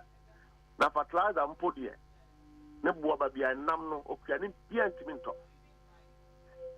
This is the time where MPP are buying, say, Omoye, planting for food and jobs. Under planting for food and jobs, seeds, seedlings, fertilizer, a drawer, yedi spray, a queerful, a skyrocket yama of Piantiminto. His Excellency is all bad. Apart from one district 15 tractors, yes, the cooperative union also the sorry, na enkuafo no aka wɔn ho abom. That's it. Say it's kakatu na aban di ama wɔn na mo di akodo. Odo wia. Rata do be adwuma na mamo. Da mo harvest na mo tono a na we use sika di aban so sika esa di akoto futuo no. Eno ne yefeno food security for nation building. Eduane eni wa amanfo be mu. Ni ana wo kodwa so koto ebura. Abrobo aye den enti nyomo ye poultry farm beka tell say the poultry industry is collapsing because ebro eni ha. Burkina Faso president abane se me amumfa omamfa won aduane embaga na biem because a one more conflict you know. They want to conserve their food. Until very soon, Ghana will run into the crisis of food insecurity. It is coming. The poultry in the let me just say the Abanono. Ababe and the planting for food and jobs. Food insecurity is in Ghana. We are going to run into shortage of maize, shortage of soya beans, shortage of beans. It is coming. Granite. We are going to run shortage because Ekuafo have the capacity to womo bedo. But they don't have farm implements now. Womo de beboa ama efunu expand their ye. So we could do a bro 5 acres. Now when to me and fertilizer and twice here, you won't get the boosted yield. Ah, beboa ma won so anya home pass. So we could do a bro 5 acres. Now when to me anya bro and find sprayer in your befa. That is the reality. The reality that is confronting the farmers is that omo this car, omo the start here from Nukwa na omo ye. Okoye bro 10 acres. Now we have 20 bags of maize. Waboka. And the government is rationalizing the agriculture sector under His Excellency John Dramani Mahama and being able to provide the majority of the important components of farming, I think it's a relief for Yanoma, Pejuma, and the I think I see wisdom, I see progress, I see prosperity, I see a nation changing. And now you can say, Okope soya beans at all, Unyabino ato. And the Sawamokata Oman Tia, they are lying. They are aware. Omate, His Excellency John Dramani Mahama Kai. Omate. And Omo who said, our policy way, it is more assuring, more feasible, more simple than Star Womu Chachana, Woma ye, the planting for food and jobs, and the planting for food and jobs. And Sir, are you way? Sir, are you way? I buy a Abrui, Ami Wem. Omo and me and buy Ami Wem. And the planting for food and job. Planting for food and job cars, you say, as so Adaka and an Namkrum. If you are not parking, public servants are almost retirement and Namkrum.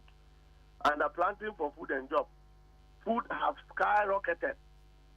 You know? So that is the problem. MPP4 will not hear, but Ghanaians are listening. Many are OKFM will call.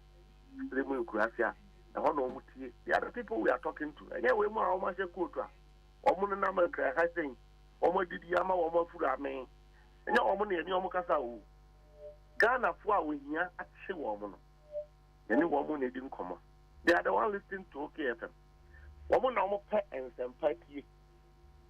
They don't think of all these jargons and English we mu ekaka no o hia na di nipa en e se wo hia se e politics ni dia ababedu omo ni hana. His Excellency said, because cocoa sector is collapsing. About collapse the cocoa board. President Akufo-Addo Baumia are collapsed the cocoa board. Cocoa they are collapsing because they cannot longer farm. Obviously, one of the fertilizers are the fertilizers border town no more town. MPP4 no more town. No more because the national security. And no national security only be a cocoon. And Ranty do KGB. A day car, woman, no more light in you. A cucum, Obimumaya, Yaya, Anadua, Ya, Sam Dapper. MPP, it's a party that believes that once the men, they should continue to lie and tell Ghanaians to be lying, even when they know that they are hungry. But President Mahama said, cocoa sector, apart from revising and reinstating free cocoa seedlings and a fertilizer, not Yema on 2016. Or sounds to basic factory, a cocoa growing area, and that processing cocoa seed, a cocoa at the Abano. The processor value ever bahu. Okuyanino, Nisika Bekoso, Ghana Benya home faswo, Ama Abine, and Swanya home faswo, so Monty and Yobata. Or call when tea, Empress Wahobuno, Evoca there. Or bar. Obesi factory in Kinkiti, Nayatinia processing cashew nuts. Then I am found India beam, but Ghanaians to benefit from their own produce. MPP Frontier and the woman that Ghana 40 if you have one up or no one could in common. It will reflect in the 2024 votes. And the young conqueror vehicle. So, who are the baby who you be who said, and go for 2 ideas Tariwa, that is all fine passo.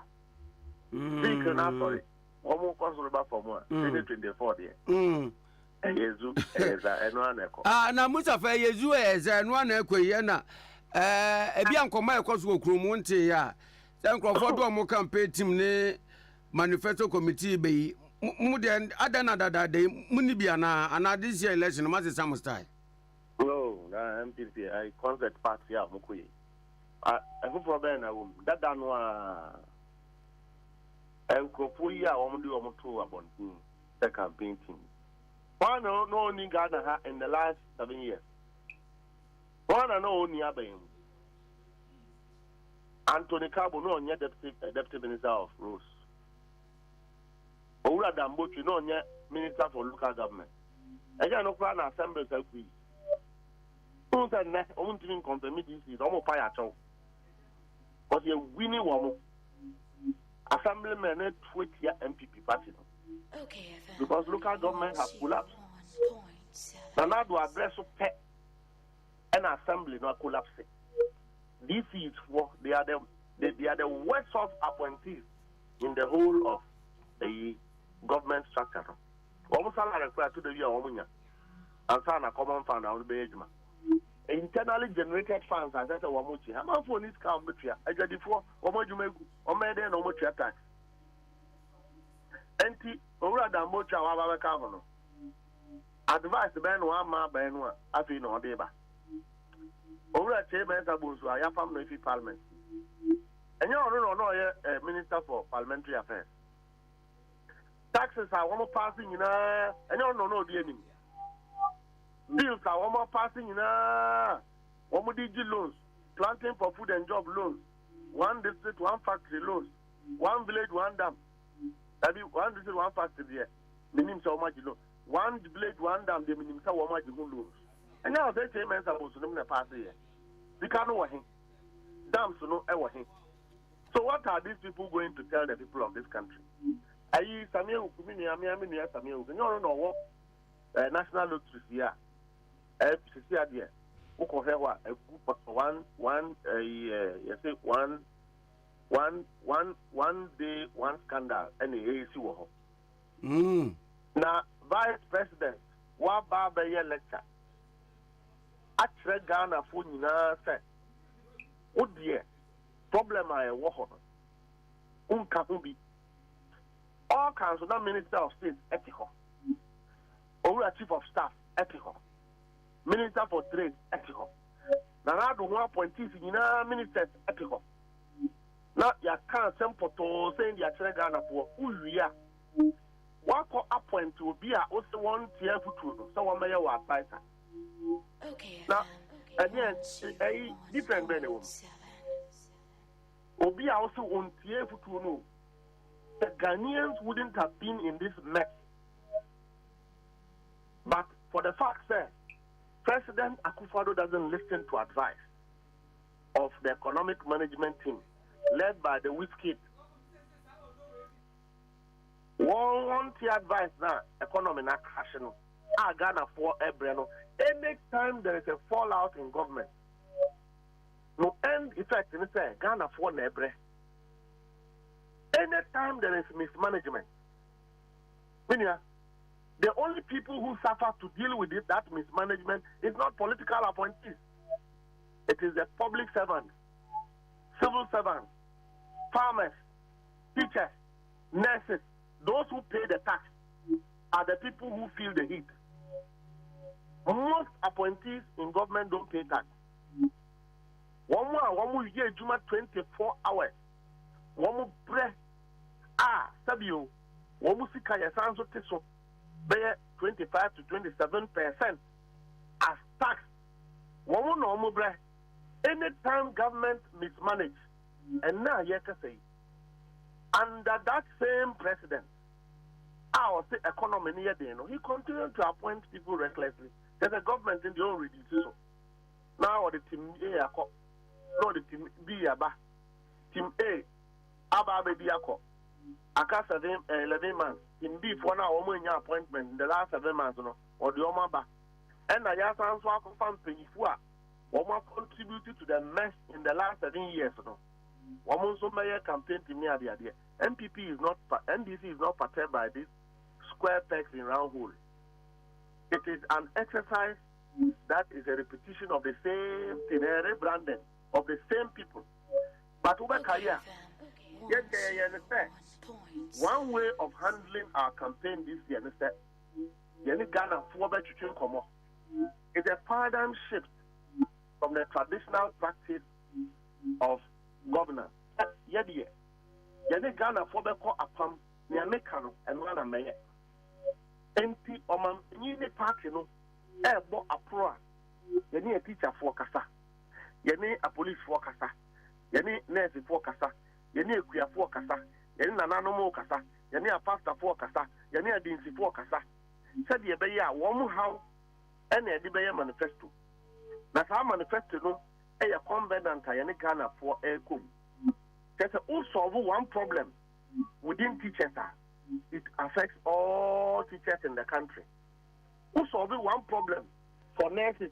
It affects all the nurses in the country. If you solve one problem with farming system, it affects all farmers in Ghana. That is the new shift, the paradigm shifter. Omanpenyi John Dramani Mahama is going to use to lead his government. Having done that, the MPP didn't do anything close to that. So we are not in a rush because recycle, after the other towards the campaign team. I almost say a friend is a footballer. As a Mojan.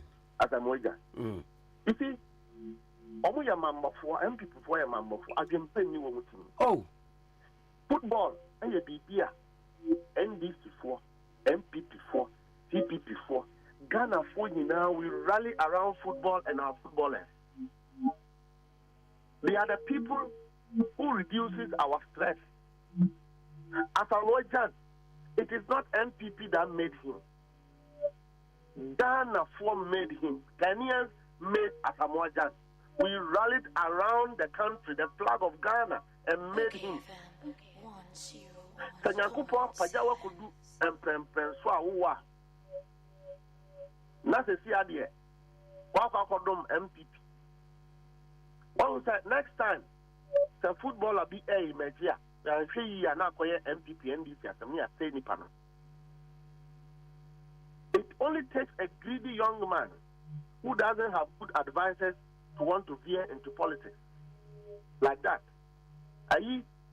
Kumawood, Nigeria acted a coup because most of them went into politics. MPP have used them to do their bit. What it means is that TV so Ajako appear. Said the number 10 atom. It be a number and pen atom, sir. Because when we say Ohenenana and number do me TV. NTAFR industry. We are proud of our footballers. We are proud of Amoh. But for him to allow himself to be used by a political party that has defrauded Ghanaians, Ono deɛ yesu no brɛbrɛ ɔnkɔ but yɛmmɔ mpaeɛ sɛ this thing does not divide the love, the unity that Ghanaians rally around to support our footballers.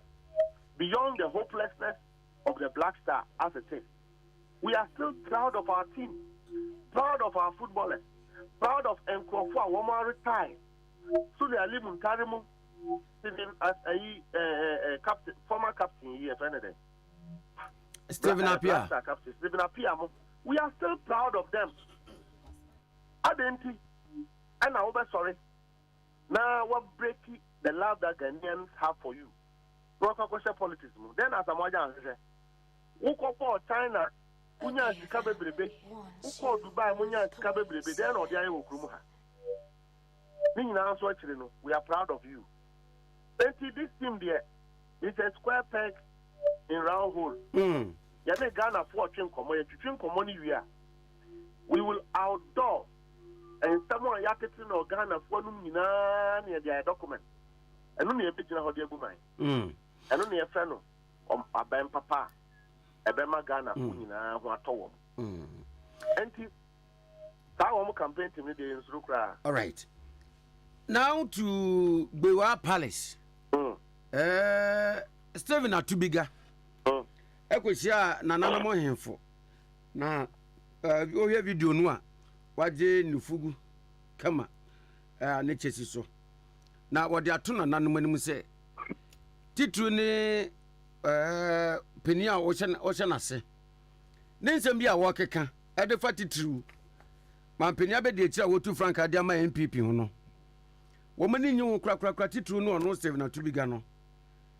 Ama wabona mane akire na nanamo hemfo. Bibisa se what kwadu ode akobom no no uyi ano sen. Yo. Ami chechim bibi mu kaka. Tita Tuguba ye former MP for Benduri eba. And ofi aburuchire ne papa de ne kwa aburuchire no ba na so koye MP na wanya anya. Obeka ya na obeye communicate. Ediswa na 20 na no kopa no a sabi ye de ne call court obeka ya. Professional electrician. Party no jira electrician. Ama ye boa ya ma the kopa chow ama asemi nyina ye yi. I think at that time na samia okumu nyina were victims obeka ya. Ye wie ran up to a Stephen Atubiga ye juma bebre enye na I'm set up a position in a way after then. But he's still our brother. What was that? It's 16th November. His Excellency Mahmoud Bawumia, Echo North. And of course, Mahama and NDC have destroyed Northern Brand with corruption. Here, Mahama and NDC have destroyed the Northern Brand with corruption. Maybe Dr. Mahmoud Bawumia is not more Northern than I am. We love and respect him as our senior brother. We are proud of who he is as a person. But we know, sir, Wama Nana Domwe used to know for the wrong reasons and made useless of his intellectuality and made meaningless of his credibility. They have used him and they would dump him at the right time. When him say, or no, if you go to the north, now Kokase, over the sea, one village, one dam. Yakaya Monzo, Okasa may be Santi, one basic, Nkokos, one basic village, dam, Honzo David. Only the northern sectors and our best idea. Many of them say, so Konofa with a high end to through the track or Pebre Abba. Not ensure anywhere if we are for better. Now, so Tobre Crano, because of Bagri Dam, other dams I want a free Burkina neighbor. The Obu Buipe, who one of east nyinaa de ba bunkrugu ɛde ba yendi area hɔ a nsuo no tumi yiri afa aduaba akuafo nyinaa fom wale area hɔ ɛba down because of dam ninti nsuo tɔbrɛba we have a problem ɔpɛbrɛba we have a problem. And one of the solutions to the northern problem was one village, one dam. And Kabaya, and Kana Yakase, Jenny, or Madonna, 24 hours. Because one baby dance, you know, esprit. And Toast, one Madonna, and Kuma, one Madonna, a brew, one Madonna, beans, one Madonna, soya beans, one Madonna. What do you see? Baumiane Hawakumsen. And officers are not 1 year in charge of one village, one dam. One would just come on what is an almost and a 1 month constituent a party executives now for excavated. No more the Akoto area, be no more to Toko Kakaka. No more so my dam. Making I dare Dr. Mahmoud Baumia and Hawakums that they should take us to a single spot where the dams are.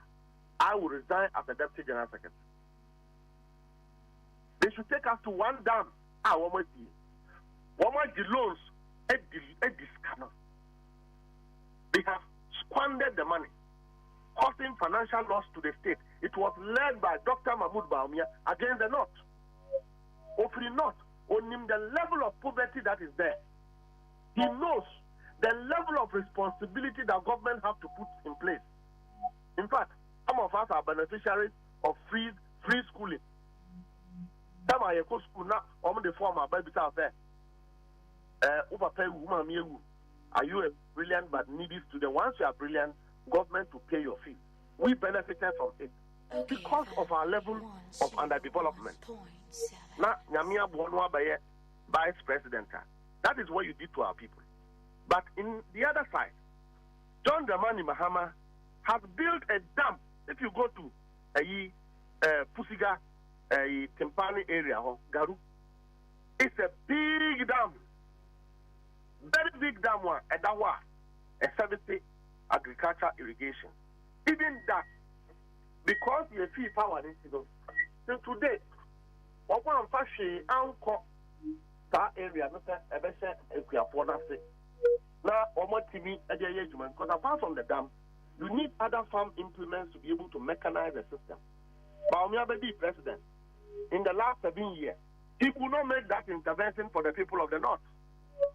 Dam not that who do Yanyashi or in Piafoka credit penna, Momoya and Faith, I was so, and a Womodo, Jenny, Sunano, Ufri, Bolga, Eko Bokua, Ubehuse, and a bridge Kakaka, the Hall and Sudaho. Those of what the Jenny Kakaka, that is the benefit of dams. Is it not Dr. Mahmoud Baumia or call Palace Wagoka there? Omubisi Airport. Airport, no. So when you are a vice president and our own brother, a son of the North, and you lead this kind of insincerity and deception against your own people, and when the General Secretary has spoken, no one could create you a surrogate. They should attack the NDC General Secretary because he has insulted Northerners. Dr. Mahmoud Baumia and his people are not Northerners than all of us. It is not him who will tell who has insulted who. The fact of the matter is that Dr. Mahmoud Baumia remains our brother, but we are not proud of him. We are not proud of how he has allowed himself to be used. But Mustafa, a problem back one now, Stephen Atubiga. Walk up to me, no, na a yen yapa, yes, yes, ya crown, ya crown, o can any more nepa pay any more, anima, me, Anna, wedding pa, wako jina, region of his origin. Now, Ugun and Numas was ano, and none a dependent buying. Ogun, Ohano, Ogun, and him.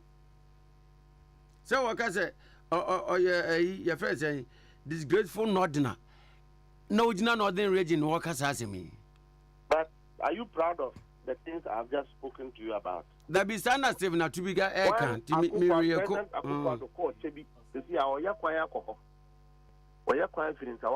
a beautiful road. We are proud of it. That is one achievement. We'll call call President Akufo-Addo's name, apart from all the corruption, who mentions his name. Who could Chebi this year? President Akufo-Addo had the street lights free Abrim on your name. You know, Sa could do Chebi. Or sounds would be internet. Who do Chebi Krumwa? You don't use your internet. Or they are called the class, Dr. Bamia, who called the region. There's no road in his region. Ask him. So we fit wale ko Yagaba. Minia, Brown Bebreno. Ekwan 10 Chasukra ya Inchaso. That is his region.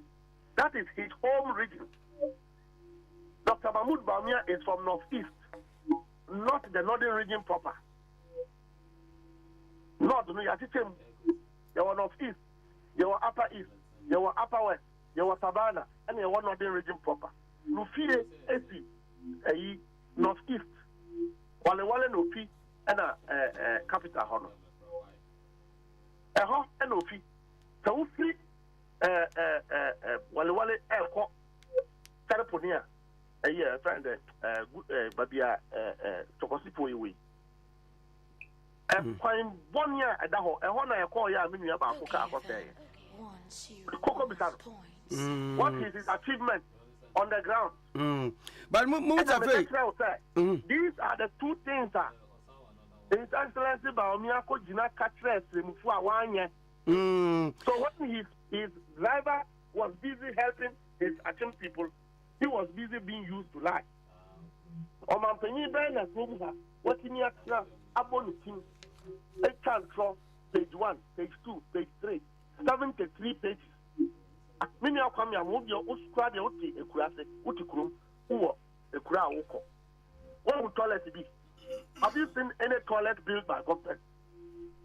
Have you seen any factory in your village? Maybe constituency than my thing. His Excellency, one could see factory be one. I'm a Nigeria party, and yes, sir, 1% can be a wow. Domabenia don't contempt him. Meko, near the machines are back, near a year ribbon, coat of arms, of a penny commission here. Many I only said 3 days' time, if he may grow, may back to Accra. Machines now, one would call ya, one call commission yellow. One more time, some machines bringing the Abakra. Oh, what is your pavilion? You can send your cameraman. So we shouldn't talk about the vice president.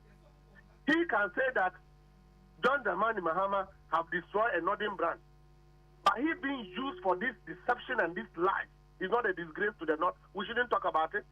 Yeah, we are. No, I back offer Abodam for our more NDC. No, I will share one more can use one to come and be spewing lie. I told you will not be responding to him. We know that something is wrong. We know he is not happy. Hey, Mustafa. What's up Abodam for NDC? Oh, that's all we do. We're going to do any about. Oh, Dabby. Dabby,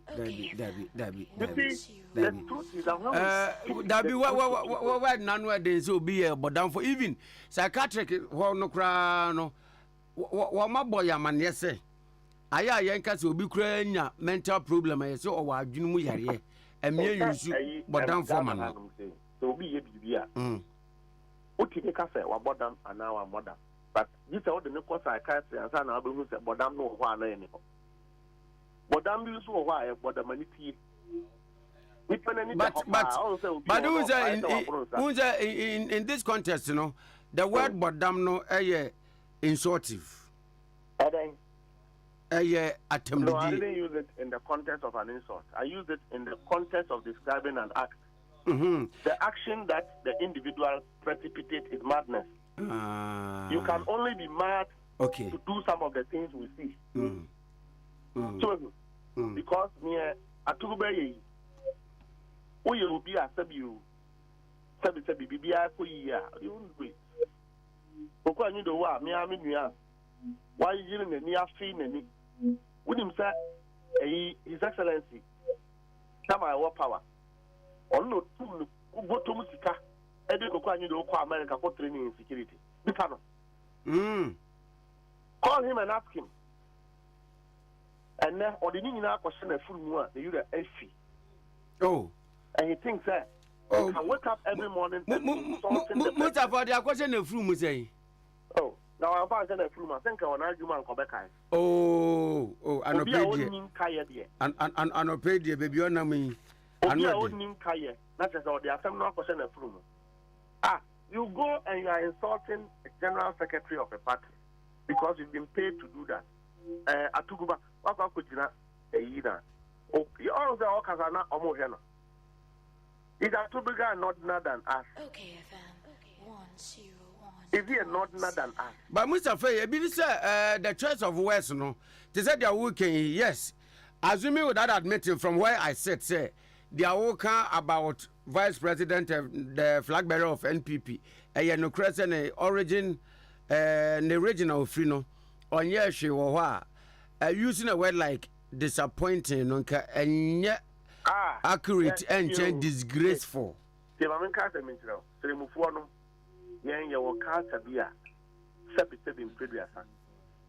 is not political, but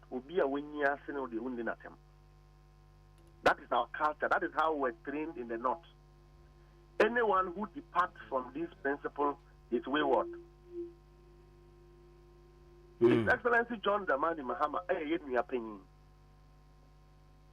Taushe Harun Amor, Ushe Enusamo, Amin Anta, Minister of Finance, Omunina, His Excellency John Dramani Mahama, including Dr. Mahmoud Baumia.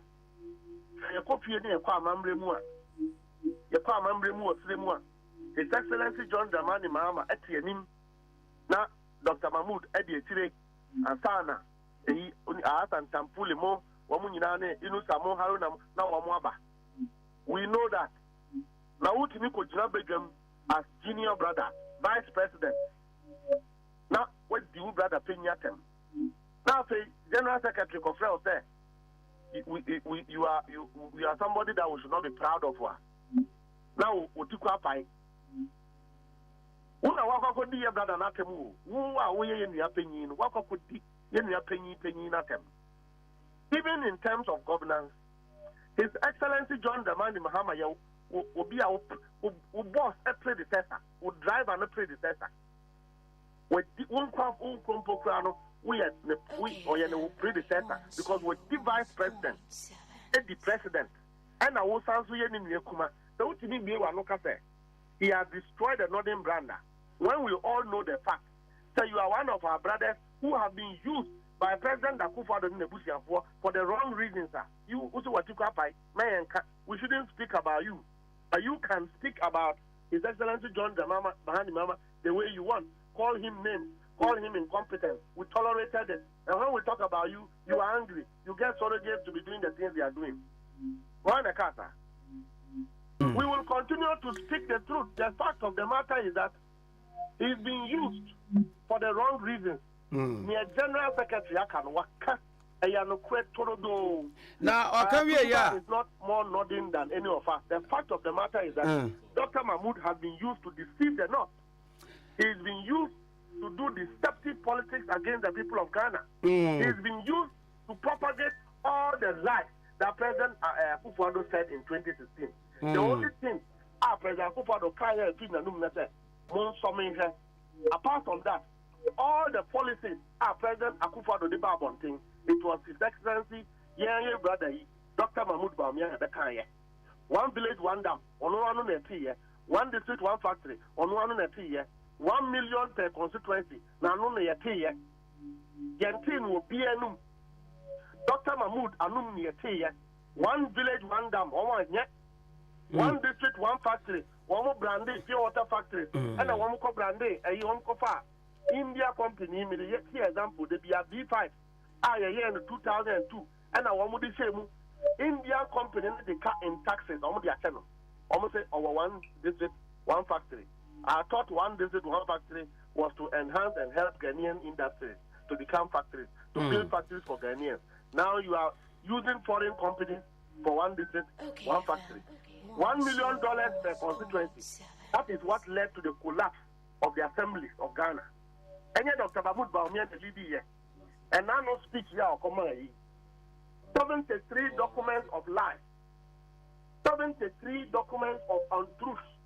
73 documents of dishonesty, 73 pages of insincerity. We should be proud of that.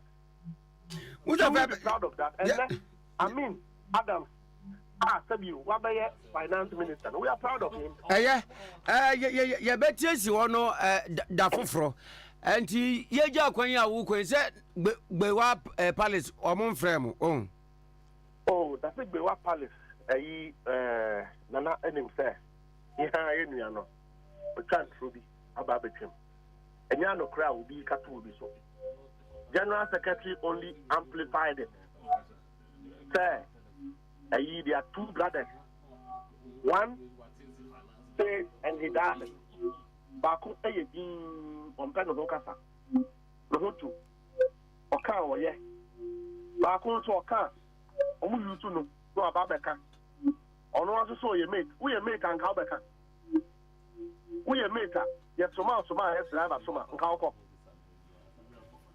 Uti ha uti konso sui. Onya reporter. Onya reporter Juma Yaden. And we are not going to be distracted by all this. What is that? Ayi Boko Anyido allocate job corps. Dividend to Gubamo. What we are pedestrian NDC aggrieved members are Omunamho. We have some of them in the MPP. Obriba Boahi. The Tikwa Pike. There's also a conformed political party also being. About disappointed. We have some of them. Who said Minister of State, former Minister for Science and Technology. We are almost Professor Pempom Watson. Who know about this government? Now he need to former General Secretary of the MPP. Who know? So we have these situations in our political party. Our political parties. If you were MPP, if you were NDC. In fact, MPP4, members of the MPP are the ones championing MPP's opposition journey right now. And NDC4. And MPP4, one Edidija, person, party no opposition, no more party no more because party no more good anymore. And we have these situations. But the most important thing, Ghana for a now woman say, which government is going to put food on their table? Which government will reverse the trend of corruption? Which government will give assurance of a bright future and hope for the people of Ghana? And we are having that conversation. The only difficulty is that these people are soaked in integrity and credibility crisis to the extent that whatever they say, nobody believes them. And NDC for Kakan, they must find a way of watering. What himself, Dr. Mahmoud Beman is speaking now. One year, Anyejuma. One could tria and centrophobi. So one Samsung weekend. One boy, Anyejuma. One year, Anyejuma. And I'm here and come. One year to sue running mate. Our Papa to campaign team. It is never part of our political convention. Yeah, the best, yeah. It is never part of Mutava me fancy. Many of them now. It's never part of our political convention. Say, Unyan to sue running mate. Now I call outdoor or campaign team. It is all to get the MPP to come up of the mud a bit. They are below the table. They will remain under the table because one day, one person they continue to make mistakes. And then I want to recycling. I bought a machine. I want to find I recycled on the other trouble. Yeah, that's nothing new, nothing old. That I know. Thank you. Yeah, that's no pay. Mustafa Bandi, Deputy General Secretary, Edema, Chinyama Yoko, NDC, and Energy Komoi. Now, endpoint homeopathic clinic, Dr. Dubois said, I no pay. Sir, we are weekendy, a biana was a bias. Ukroya or outdooring, or engagement, or wedding, or some way ye.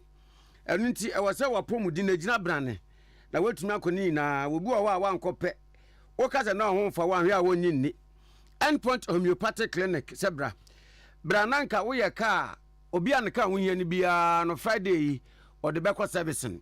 I'm your engine blocks, be now you're ready for the following week. Money paid young young. Nafakodan endpoint homeopathic clinic. Not young Shishamumau. Yarebinam Quanso bar, yes in the quine.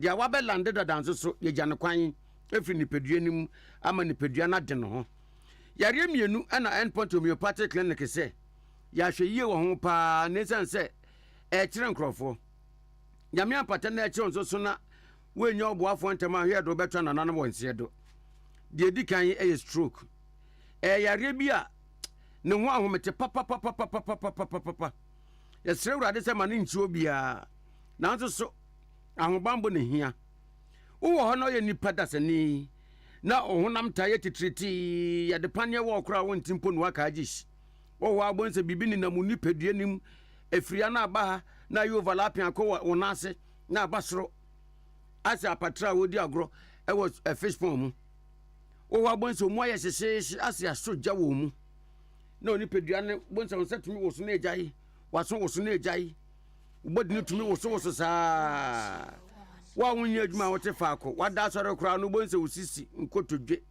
ochi bramo ya wo ya wa bretwum wa bra wunye hwe eye stroke yare no ena ebo nkaye se wo ba prostate cancer eye mema yare e affect bema ojonso tejunso betumi aka wa ma obechimwa nso akura no nso kura nso ngufom bema bi wa onzo so ojonso a na ye bypass ba akoko right ba akoko left ase wo mu ya akrafo Johnson no mu nka prostate cancer na ebo nka yesa no Dr. Dubuatin say bra endpoint homeopathic clinic ye be sure yare hepatitis B ene be ma no oba wo maware pa wo be ma wo no oba from pa enche na no wensane ne nti oba ne nti de Dr. Dubuatin say hwe endpoint homeopathic clinic kira kwan bra na ye sure yare wei ene yare bia ye wa ba fun fidie wo ho a oba ye ho a yare hwe no enche katweniti ne awie Accra Sprinters Road Shell signboard wona Tema Community 25 ye ben ko na so hotel Kumase Kronoma Bohia ye ben Angel School Complex no ana Takra de Anaje Estate ye ben Anaje Police Station Dr. Dubuatin say aka 20 minutes pe na Owura consulting room ama wo mo mabo anaba endpoint no wa hwe wo mo na nso so wo fie a wo sori anope yi unipedua nya wo fine unipedua nya wo yie wo anwonyare wo ntiapo no Dr. Sefre na ono mbo wapomuden ho nkomo kadea ya wo kire no na omawo solution no 0244 86 7068 0244 86 7068 and 0274 23 43 21 0274 23 43 21 Endpoint Homeopathic Clinic na Dr. Dubuatin say bray na ye beso yare ye betene te ama wenya apomuden ntem Director of Communications at the Baumia campaign Dennis Miracle Abuaje Dennis Martin hello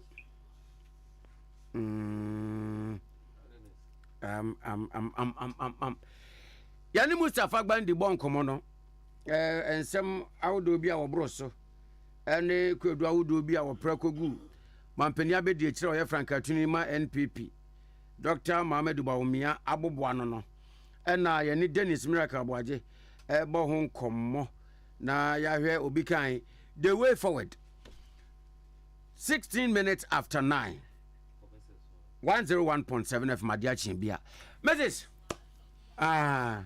Where do what do you want me to check? Welcome from the sabbatical leave. So for me that's it. To mentor us oh, come pedodo. Mate, na story a me de ba or de Owura Kofi ban e Japan. Awo ye CEO Emma YEA. Or the phone nyina ba beto na asem no wokrata feto so me nti sofo. Yes wo kwa ba. Anya mame ko. Kobra. Yo. Dennis Miracle Abuaje, Director of Communication, the Baumia campaign. Dennis Martin. Oh, I don't. Namonso. You want to listen? Someone I'm saying. What was a more premo hondo? Aba ya kwa kotua. Nansenya ye imu flag bearer. America, Mampa America, Makwa yi communication team. Makwa yi we, ayi abo mano ayo mo campaign team. Mu wie nso so a. Atanso abo ankrofo no aye wo mo manifesto committee. Mirike mo de kwan. I'm ready home. I'm ready home. And at the end of the day, you matter how it's here. You want to solve the big job and from Makaka Faso. Dr. Mahmoud Baumia, the honeymoon, Odibia, and ye. And he said, I say, anyone anymore.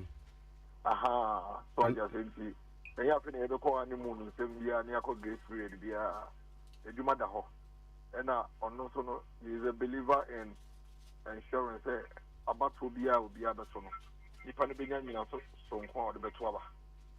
And clearly, no, Dr. Mahmoud Baumia believes, he needs to get his ideas, the vision, no, together quickly. Now, only Ghana for to make the one come on. He has an no crowds a campaign in Pompons on a group. And the bear, yourself, you didn't come on now, be him clearly. And somewhere, any near my Dr. Mahmoud Baumia, or yeah, come 2025 to 2029. And see, so when it's a crop of volunteers, individuals, experts, specialists from various backgrounds are so more to some of them one day. Everyone editing things are manifesto Yama MPP and Dr. Mahmoud Baumia. Now, you knew I knew you, dear, and Uncle Vivasenka, Mobile Train, so Kakrabat, Mukoya, Aquacodrum Pempen, so be cross, honorable Mensa Bonsu, we free.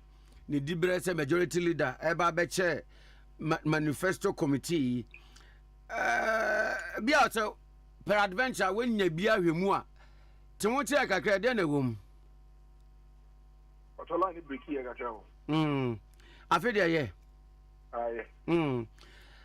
Away from campaign team, Maba manifesto committee, honorable Mensa Bonsu. We free majority leader, Eba Beche committee, no.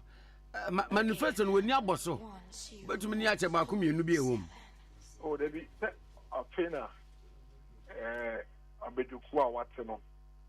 Omo ever be dim common, no matter what we're doing. Omane Ghana for creating common, they agree about a lot of the ideas. Answer, Omo team manifesto. Now, Omo they are taught a craft also. You see, committee now one day. I feel kind of more about sorry, I hear Juma.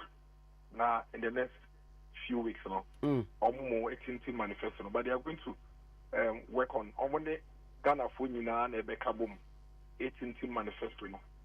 And see a lot of stakeholder engagement. It would be a baby because Sena or Mampeni Abidike Dr. Mahmoud Baumia, air drain, EFA, say home. Say a mechanics are on the mechanics bidding common. A hairdressers only hairdressers bidding common. Be a in some before no committees no any more bidding common. Now, I'm not saying no. Now, over the DSACBAC answer the Canadian album as a manifesto for the party and government. Miracle question ye estimate for the fact is Mobibesiana. Once there's a campaign team dear, most definitely campaign team no they will rally around the manifesto and Enyama dear Cranwa. Probably we can preempt to say looking at the vision vice president and for that matter flag bearer of NPP a large Muhammadu Baumia ewono it will be likely a certain element to be a yadanya be unity ewum. Absolutely. It is a way to say young quiet suit say yes na eja ye tu eni ahwemu a likely niema ben na ye be hu manifesto nim. Me 70 point policy na oka won some UPS no. Yeah, inyina be wom. On the issue of education, he was quite emphatic say free to the high school or did he say it's intimate na yetwaso na Ghana for emba ekoswanya so mfaso osaso kan say the bit say special education bit say legal education law schools no or did he say esi adan ni bika ho na etumi ma Ghana for do na etumi ko bi enti both legal and medical education no obey some infrastructure expansion on this paper for Edin Komo. Emma, Omo raising concerns with duties and taxes on Mutia. And on no mania, if you are here, and no mania agreements say, moving forward, based on the idea, yet me pushy formalization of the economy na babe druno. Pempenswa ye druno, ye bet me be tax net lim. Na ama yet me at the taxes and so. It's anti nipa do na ne babe to your tax. Enti, say be na utia 1 cedi. Na nipa be druno na utia 1 cedi. And then it's an say nipa druno babe to ye enti no. Ye bet me at the swaba 50 pesos. Enti spare parts for no. And the time I move, I mean, say the flat rate regime will be applied to spare parts importers. And then say all the container fee abroad, a 20 feet container. The baby say a Benz engine a dim, and a Corolla engine, and a BMW engine, and also now this year tax they say which year. The time I move, I say no, or best say mukaka. What they are in a bar. A container now the ban the size and I'll be to your tax flat rate tax now and yet necessarily content and no better now anyway burden and I say taxes now a good spare parts less no console where year free now it's member the doors why they abba now almost me so at the born so cancel I'm a Ghana for in the BI day at all or raise issues with your duties at work, Emma Port, and your choir on a dream of fee say moving forward, you bet me aligning a duty regime with Togo, Lumi, ports. Then a baby reducing the part of the now, if you don't no Marco Togo, Ragana. Now increase activities in the world, Emma Port. In the same vein, Bema, your revenues and also Akosroka. And see, what's in Tunia, almost about 70. And waiting to 73 now. The rest assured say we'll be winning our manifesto. And the Aka Penifua Papa and in Comodium Bedino on Rebecca. Fantastic. Now going forward, Stephen Atubiga, what dear hypothetically, my bonipa. Not only this in you now. But stand to be our takey any. The movement be a why titru ne de odikopie mu o gbewa palace na ensem a work no amebi adwunu ye omokonsin na kakra se ada jama campaign team abon pa se we a shadow defender for Baumia na I think say similar to be got here you could on count and for a very long time and said that say on no crack BB Amaye Kuno. The Amati Sawakana say issues were raised here about NDC General Secretary. Yeah. Difficulty in some Okafa Dr. Mahmoud Baumian. And we said here you want that or come from the perspective of no being a northerner. I'll no say Penina can say na no crack so many are doing. We have a difficulty Kasaye and Homaso de Kasaye. Moya or the Kasaye, Ujina Obi, or no one Busia Fuenim, or no one Menum, or no one enough of one in a new animal catch from say, or ye enim we are safe war. I don't think so be we are saying in the so. So I just say, Obi any we are Simua, Ukudina, the Busia Fuenim, Udina Thames and the Busia for Busia for the board, the mamma. Omon one to said day. And you don't be in the moment. And see, penning there, one can say ye. And she said, Stephen Atubiga, I can say one. Meaning say, a MPP as a no car. Yes, or no, nay, a fear or no, a GD say, and this penino, a good northerners won't feel. And now, all can want them. And I think in this particular instance, it's rightly placed. Moving forward, maybe this penino. Obefa abebi efim na ne kasa no wahwe kakra na ma kasa no hwate e ama yo sem ne ye nkomodie ne yedi e adwente ne ye se ye toato adwen e yatem bibie let alone say e be free so etire na kasa ba no I don't think say BBI say it so. And just like all other northerners are complaining, no, the GDC and Nintina, to be get come. In fact, there are NDC members, any NDC stalwarts in Penifua, Omunina raise concern, say, Casano Penny Casa, they want to say, na entry, and see, I don't think say, to be get crampuna, on Unqua and Casa. Now, Yena Nano pay on this very issue. Yane Mustafa Banditri and Como Deputy General Secretary. Now, one put the no justify said their Fifi can Yanwa. A Tubiga Ababontes or Nene Yajane, Amor 2 and Amor Crako, Infino. Fifi justify so can you owing to the fact say Mama Dubaumia, the Vice President, and the flag bearer of NPP, Oko, the region of Original. Said the Mampenina Nado.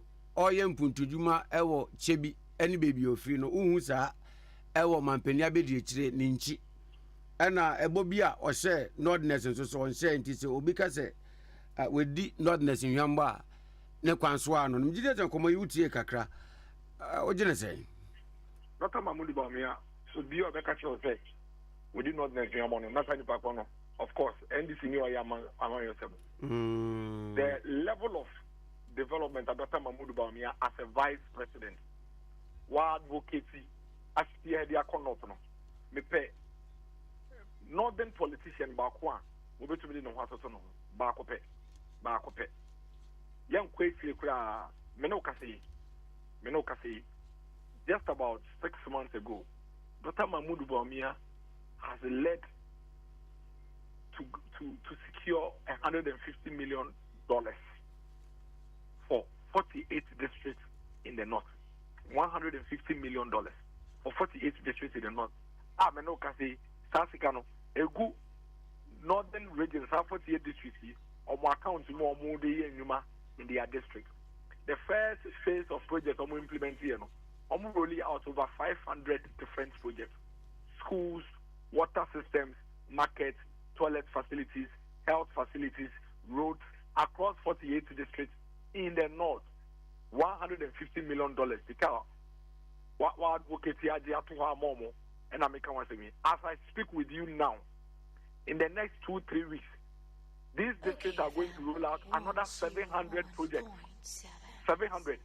One district, it means as much as 26 projects in a particular space. 6 months ago, district back home, when you have 26 projects. As I speak to you, in the next 2 weeks, or Sansa will be rolling out another set of 30 projects. And yet I'm saying, and Upper East, Osaka 38 million euro treatment plant, water treatment plant, and providing so for Upper East any adjoining regions. And I'm saying 38 million euro. Onona Okasano, on the flag bearer, was a president too. He wasn't a vice president. Was he able to point to what a friend is saying? And you almost say, and confirm the buyer, everybody provided local economic development, the people of the north, almost saying confirm the two Irano. And you almost, and see, if somebody comes on air and tells you, say, and at that time, Mahmoud Bawumia, that person is going to say 38 million, Upper East in 38 million euro, providing water for over 340,000 households in about 40 major towns. What is he talking about? When in the history of this country, and I want to say, area back home, yet to be secure $150 million, $150 million for the 5 northern regions. $150 million. Dr. Mahmoud Bawumia has a coca sword for the commencement of this project. I was there. As I speak with you, 520 projects. It was actually 522. 522 physical infrastructure projects now. It starts here late last year. No? As I speak to you, almost about 65% of them have been completed. Almost commission for people to use, and the rest are ongoing. Let's say there is another 700 projects in the next 2 weeks from the same $150 million. Procurement start here in the northern part of Ghana. And only your physical infrastructure. there's a local economic development component. As I speak with you, close to about 70,000 traders, apprentices, skills, or more be a mechanic, or a hairdresser, or a dressmaker. They are receiving direct support in terms of tools, startup kits, and a cash to expand their businesses. Can he mention to you what he and his flag bearer, who has been president before, he was a president, can he mention to you what he did when he was president during that period? So what is he talking about? Dr. Mahmoud Bamia and Yeshua Krampono, as a vice president, managed to advocate, say, regions in the one north and so Emma development, and Kofem, and the Yetitemukasha, and then your Savannah region. Go and look at how fast the districts within Savannah region they are developing. As against Embra, no Munabomba as northern region. Question northeast region, and go and look at the speed and the rate of development. So what is he talking about? As a matter of fact, it is as a result of Dr. Mahmoud Bawumia intervention in the north. Any evidence are not if we anything and no say okay the 5 northern regions Boma and Canano, not NDC. The number of seats on war at baby and they are because the people appreciate and they are rewarding Dr. Mahmoud Bawumia for that effort he's making in the development of the area. So what is he talking about? It is our person who me be another and can say former President John Dramani Mahama is a disgrace to the north. I will never speak like that. Me I will never speak like that because the Nkasasa a competing idea. It is our original north. That's our vote. Now we need to be a car. Just don't talk. Because one would expect, say, Nipana or Tono, where you are man penny pen. In Tikabuko Janipan anymore. The answer will come on and say, and Canada, Nami or man penino. Me ye say, mammo, me ye say, mammo, me say, mammo. It's a bar. May you say, Monshas Lamofantoba, mammy. Sunny accompany you. Nasatem the dear Nicasa Basabasa, Nicasa and Pasoni Sunadia. You have to be fancy trauma. This is the same person now. 2007, 2008. Opportunity. Ochon Chobe Brave Fagana Ha. I say, we need power in 2009. Our partner vets in our parliament. This our senior politics now. Oh, yeah. The video is out there, it's in the public. It's the same difficulty. Nicasa yet. Nicasa Yarudo. Nano Yarudo.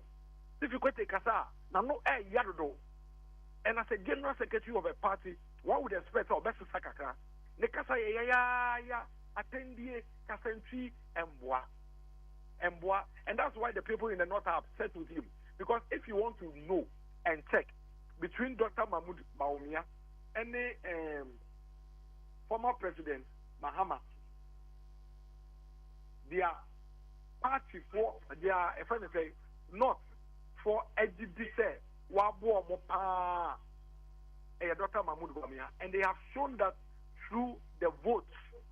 And see, over the period now, Dr. Mahmoud Bawumia be a vice president. And over the period now, former President Mahama, president, you could see say every single election cycle, you vote a cost. Now, we did this on yes, a moment come to our man. We did the pass on yes, a moment and come to our man. So the people are rewarding the vice president based on the fact that we're improving on my brother, we're improving on my life as a people, and I've given you evidence.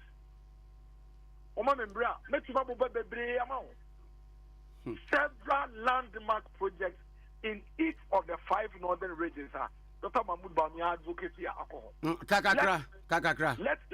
Let your friend say former President Mahama tell you some. Maninke binti on here. And you're not saying Dr. Mahmoud Bawumia Eco Commission Fire Academy, any training school, Wali for the people of the north. And I'm saying when who story no online, when who pictures no. When who pictures no. What your friend is saying, there are projects they never existed ever. College of Nursing and Midwifery, College of Nursing and Midwifery, Yagaba.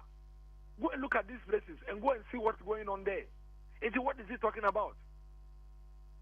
The level say at some point in this country, or what will be anyway. Yet to be or what to be Kobe, yes, a need anti-venom and it was very prevalent in the north. Dr. Mahmoud Baumia introduced the drone, medical drone facility, MODB call MNE, so we hear Mojo, so we hear and snake venom you would get some in real time. What did John Mahama, His Excellency, do for the people of the north? What did he do for them? Ombobi, Niyan fan compare the number of astroturfs in terms of sports development in the northern region. And you have Dr. Mahmoud Bawumia, there has not any astroturf one in any of the northern regions. One naba kumponiho. And then we can count close to about 3 in northeast alone. In northeast alone. Oko, Yunyo, and Bunkurugwa, they are astroturfs. So what is he talking about? Miracle da ba ku bi so what really is he talking about? Ba ku bi a Mustafa kan ye. No problem. Man, say wo hu mia we ni kan tron ke kan sam no so now say ndi na tem. Na we so was it one district, one village, one dam no. Ano man pani abedi akire se bosia bi saa mo nsa kan ya wo man fa nkoye ana sika no wo ma wasem I say we for na white camera. Man pani abedi akire na man pani abedi akire na responsible for one village, one dam. O say mu say okoye procurement na no ye accountant ana no ye den o say no ye mu dey no kwa na ya mu kakra akansa omuno mani bi akansa doko omuno omeka he no okasa yin na no okade omo mobile omo ye ya na sinia nembo bo 70 points ni bi so why ni abre pa sa eja campaign bokode na o yeguso na mi adaroma wa ha Dr. Mahmoud Bawumia, I hit the ground running and inshallah come December 7, 2024 no the OGD say Ghana 4 ebe sene no nyam na otumi ato so de ekan na ne say dodo na yaye dodo na so da ka intumi yenwie na in the process no between 2017 and 2016 no 2017 and 2024 no a lot of things have happened. Yetumi active bebre yentumi so active bi Dr. Mahmoud Bawumia assess challenges and difficulties are isiaye wasese de yetumi ye no na wasese hu de yentumi ye no de okanyina ne say yenyi enia betumi abo de ayaye no ho ban na enkonkosei na de aka yentumi ye no isa ne say na oboti dom nti wosue ne ma bebre firim ne ntino ye ma ne kwan na ontumi emboa na de aka no yen free ho na de ayenya ntesere ye kura nso na ye de yeni ehwemu going into the future no ono ndi yenim ne yemfa nko in the next December 7th elections 2024 elections no it's a clear cut decision between Nipa Mpenifo mienu John Mahama, His Excellency Penina wedi MP pen Penina wedi minister pen Penina wedi vice president pen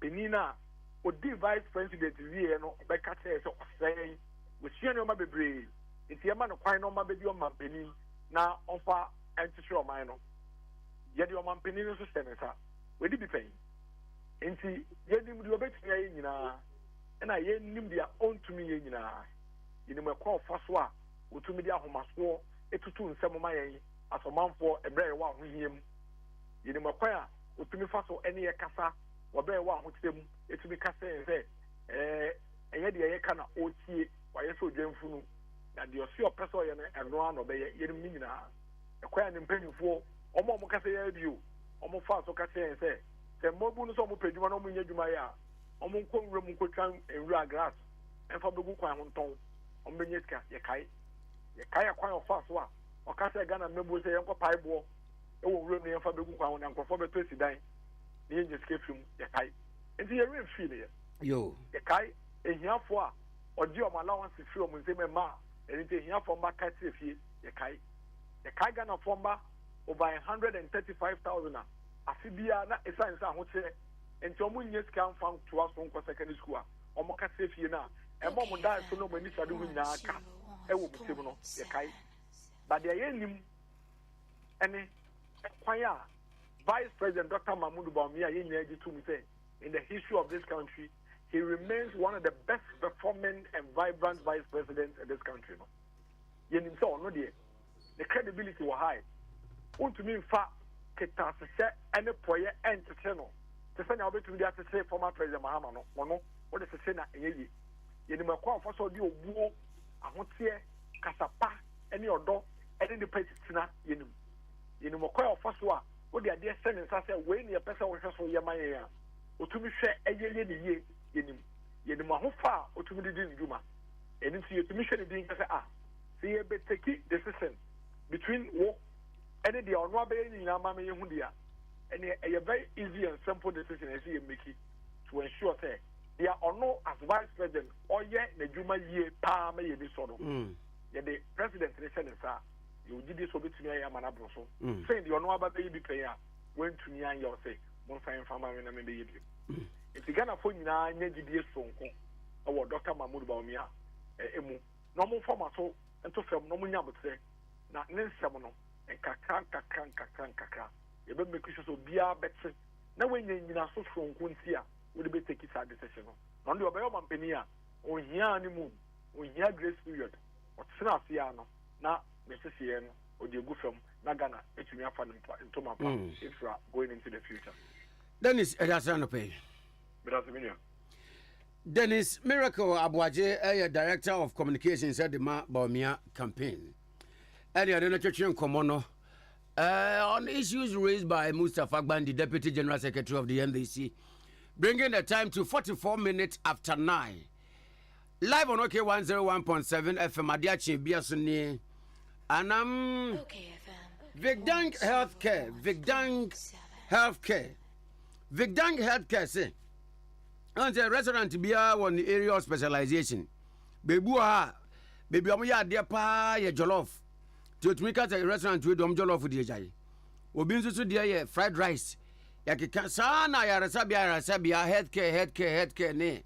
Hospitals no be one area of specialization. What the doctors in the crazy will be a shas, obi here in ni, obi share in any other day. Vigdang Healthcare. Adia ye omu area of specialization pa ye kidney, any liver yare. Kidney, any liver disease. Upe babya what do kidney and now liver disease kwa kidney ni liver yare entumi nku ente to ubiem eye vigdang aye ken hwe kidney ni liver ye ka womo wo ehwo akade ana ehwo yarehwe akade pa wo Ghana ase yi a jimidi say ye vigdang healthcare oh liver no wobi die srade etumi gi liver ne fa na ba be ye fatty liver nipa ya junso ni kwan se protein wom ti protein ba wo junso mu a e problem Vigdang Healthcare okọ a protein no ba wo junso mu a eye yare no wo mbe ye frim srade no a agi wo liver aboso no ye be wa ye frim ho kidney stones diabetes hydronephrosis and hypertension, prostate enlargement, hepatomegaly, hepatitis B, and C, cholesterol wo mu adoso dodo, and sayare we say pyelonephritis. Okay, FM. And yet, no pa sa pyelonephritis no. Ade yare awodo pii atiti nipa de nipa ko wo mu no. Vigdang Healthcare udisiwa ye beje wo nkwa amwatena asase so ama enkwa nyamede ma won wedi ame Vigdang Healthcare ye certified healthcare a traditional practice medicine council TPMC abawehwe ye mfidie ne ye nnuro ene ya yarehwe kwan ye hu se eye ye nnuro ya de ma no so eye 100% natural 100% natural. Every India, ɛne yɛde sa yareɛ no nti na nkurɔfoɔ ntu kwan kɔ India so ɔmo dom kidney ne ɔmo liver problem ɛɛkɔ no hwehwɛ Vidang ɛwɔ Spintex Road Coca-Cola roundabout hɔ no a yɛwɔ Standard Chartered Bank no Standard Chart yɛwɔ ne nkyɛn wɔ frɛ yɛ numbers 0549 951 211 0549 951 211 and 0502 661 346 0502 661 346. Message papa ko ni mienu bi bra na minko tie nkomo bi mra. Oh, safo. Mami mfa we mra yi. Fa bra. Na me de owura Kofi Ban Japan CEO ma YEA the story I wo Daily Graphic page 13. Efa YEA nkrofo na se nipa dodo a omatimi afa omadwuma. A omo ne omo ye adwuma sabri na omo asom oman no eno ho asem na omo de aba. Ama omo asabio omo edidem ewo nipadua no nso ye de omo aka ho. O se toll booth workers no omo ya fa omo aka ho ye toll booth workers ya bimo na omo didem no omo nyina ya fa omo aka ho. Youth Employment Agency omo de adwuma ama nipa henu eduwotwe mienu 282 persons with disabilities na eka omo a na toll booth no na omo de da no wo Ghana ha.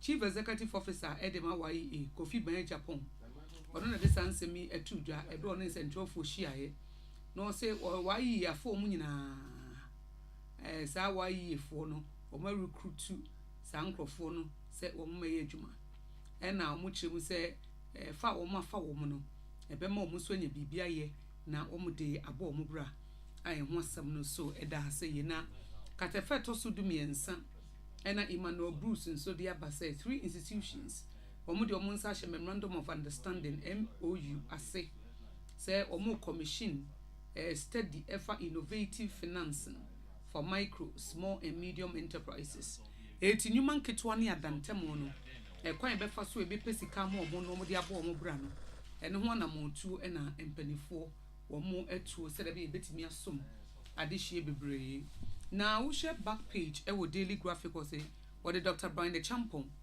our Minister of Food and Agriculture in Fogina Babetua Assembly say Minister of Food and Agriculture almost more constructed small earth dams no more rehabilitate 3 irrigation schemes na womo de asoma manfo a ewo Volta region Eastern and afenso Ashanti region na sa intervention yi almost say bebo ama de fa ni food security yenya enuane ho bambo a ebetimi agina a ebetimi nsoso asom yiye pa enti suma omo esum ye ni nyina no niam bia eduadua vegetables ni ade enti omo yes up irrigation schemes no ni project no na ye de asom manfo ama omo agina omo na research and development division ewo Ghana Health Service omo nso develop draft policy a ebebo health research works across the country. Say ye mpense mo na se hwehwemu afa Ghana ye hwehwe ya hodo no ho a eno nso so ho adwenkyere ne adwempo na wo mo adadie de wo mo beye de afa ho ama eno agina ene constituency watch na banda ena wo mo de wo mo ni ekire ye ehwe mpumtu ahodo a wo mo de asi ho se be ye beboa ama ne ma akoyi enti wie ene sofu so mu na etoaso awie mesom moni adwuma absa for aka sema wotwe na nondu abo 8 minutes to 10. You are live with us on OK 101.7 of Ade Akye Abia. On the line Ora Daniel Ajiman aka Nana Ajiman oye ankane enkwatia hene ni nua bema wasanso ye senior elder edema yadom asona dishi ebusia wokwo wunkotia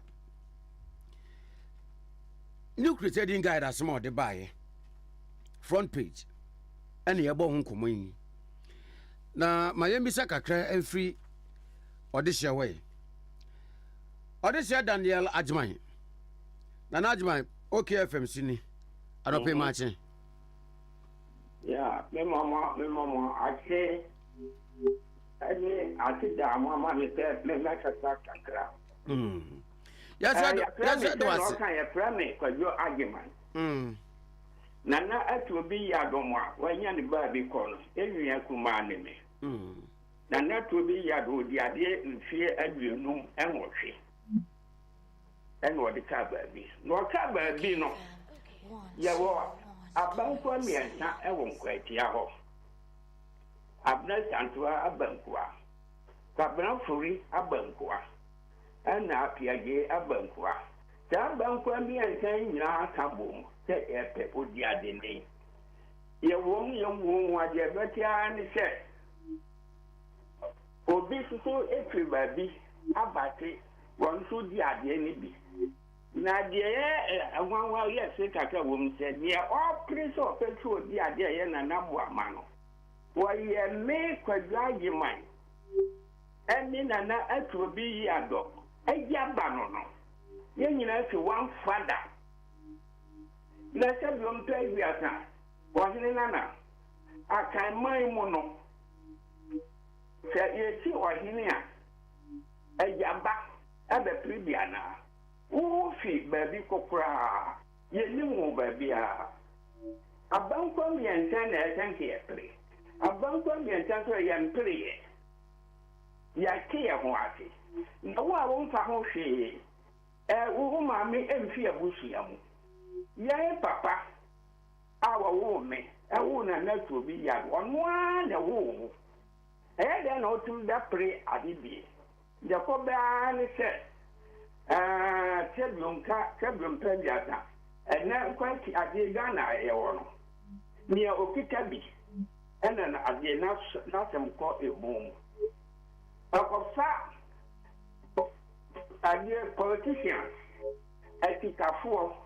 Ahemfo edinati ene wala tinchim yensa yeye yejibi ene wala tinchim yensa ta twi ade wo yemfia nwotwi ni ebeti ene afeni akoba ni che aye yen Okay FM. O man no wo ye ko ni ho e ko ka entam Yakwashire or mine, go mine and town. Ewu ya bush na penny so. Ewu and a number of mine so. And then a bush na penny so. And one in our city. Well, not this year. Well, yeah, dear. And then I will do when we run. And you're quite being and one year trade line. And why yet I can be in our year. Time to do it. You're calling. Yakwayeno now I did Mabusia Pania. What him to one day I did one man acquire. Yet go catch to Odifo. No, you need that one man to one fear Bushio. You are coming to Tansi one to Difo. Now, one man and then a warfare. Our near the Bushia penny, or no one a Bushia penny for. Yes, you want to know every one number. Now, never wish a penny, dear one, you are not back. Other yet to so different. Or penny back for a town to say, child, young going to be in the zone. What is so different? Now, not one man in orphan, I come by a trade young one, one number. Engineer, again, I've been company for a country and say, when it was it, that's 2 weeks time, Yamra. May a bar, young coffee. Nana woman in the waffle and Brabby.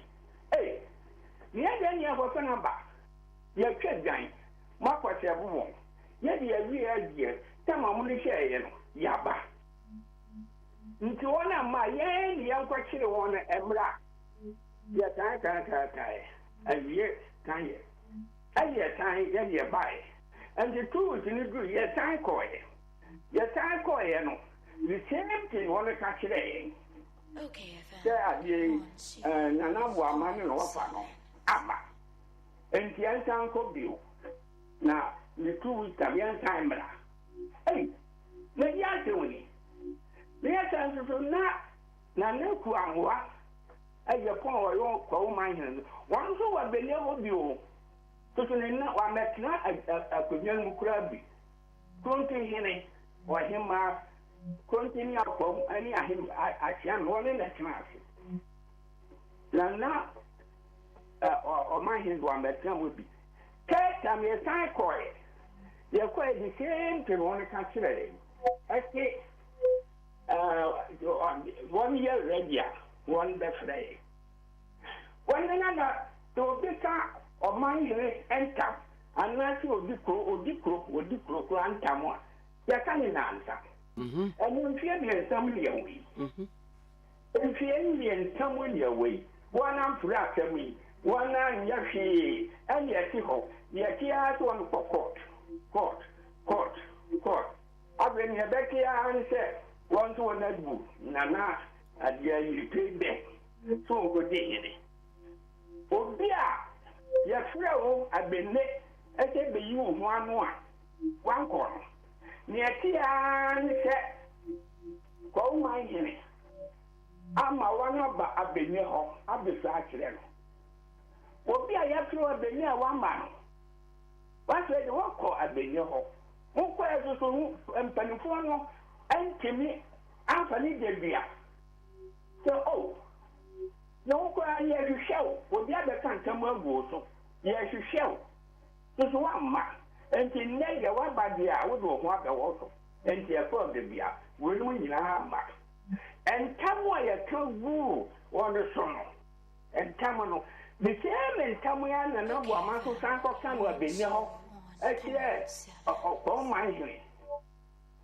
ɛmɔ no gye ne tom sɛ ɔyɛ wahene ɛgyɛ sɛ wotim mu sɛ wɔn akyinkyim yɛ nsa yɛnni bi nti no wɔde wɔn adi ka asase wɔn wɔ pa adeɛ powerful politicians edi wɔn akyi wɔn wɔ asikafoɔ edi wɔn akyi wɔn wɔ ahemfo edi wɔn akyi nti biribi a yɛbɛyɛ no ɛntumi wɔ mi a mekasa yi mi nua boamu anua maa ɛtrɛtee me ɛde video ɛde audio kɔmaa me ba wɔ America California Los Angeles ɛsɛ ɔntwemefo sɛ mantene ho amfi ahensɛm no mu na meba nkwatia hɔ a neɛ ɛbɛyɛ me no ɛnyɛ wɔn nyinaa so yɛ magya ma o ɛnti mebɔɔ na boa ma deɛ sɛ neɛ wonnua maa no ɛyɛ ɛbɛsi nnɛ mante ho hwee ɛnti ɛdeɛ pɛ sɛ yɛkyiaa ne sɛ na boa ma a wɔn agye no atom sɛ wɔyɛ nkwatia he no yɛn asona nkwatia ra family no ɛwɔ nkwatia ntɛ yɛde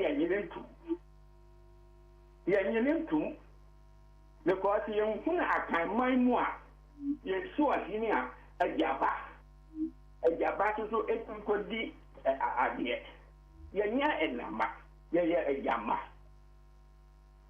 na boama a adeɛ wɔdi m'akyi magyama wɔdi m'akyi du baako akwara ketekete kɔ ama me wɔdi nana turobi yi adɔm akyi du mmiɛnsa nana turobi yi adɔm nya mba bi me nkutɔ ne the only surviving brother a maka ɛnti yɛde asɛm tiatia yɛmpere no yɛnyɛ deɛ ɛpɛ si wɔma amanfoɔ nyinaa te sɛ yɛn nkwahyia asena yi adɔm akwenya no di sɛ deɛ wɔn agye boa matom sɛ wɔn na yɛ adeɛ wɔn ade nkwatia he no yɛde yɛmpere so yɛde yɛnkɔfa mmaa yɛnkɔfa tuo yɛnkɔfa sekan yɛnkɔre but public opinion ɛne yɛpɛ sɛ obiara ɛte enti masɛm tiawaa ne na kyerɛ no yɛbɛba studio hɔ ɛnim abusua pani ɛne adeɛ nyina yɛbɛba studio hɔ yɛabɛtoɛ mo na yɛakyerɛkyerɛ mo maako nti meda ase ne akwani a wɔde ama me ɔde hyɛ yɛsɛ da ase paa pani ɛnti sɛ deɛ waka no sɛ moboaboa mo ho wie na moma yɛnya ne nteɛ a yɛbɛhwɛ mo anim na yɛadɔ asɛm no mu asikɔ paa yie yɛda ase ɔpani Daniel Kodwo Agyeman a ne ntawo din yɛ Nana Agyeman a wɔyɛ anka ne nkwatiahene a wɔnya no baabi kɔ ne nua kuma ɔsan so yɛ senior elder ede mayi adom asena royal family ewo kwawunkotia na yene no ebo enkomai sede new crusading guard wakrata ne de baaye no ene akwaji nchiremu no nonu aba apa wonsema miensa Ade Akye Abia so ni wadaroma yetwa ho agye aboafo nkrato yaba Okay, FM 101.7.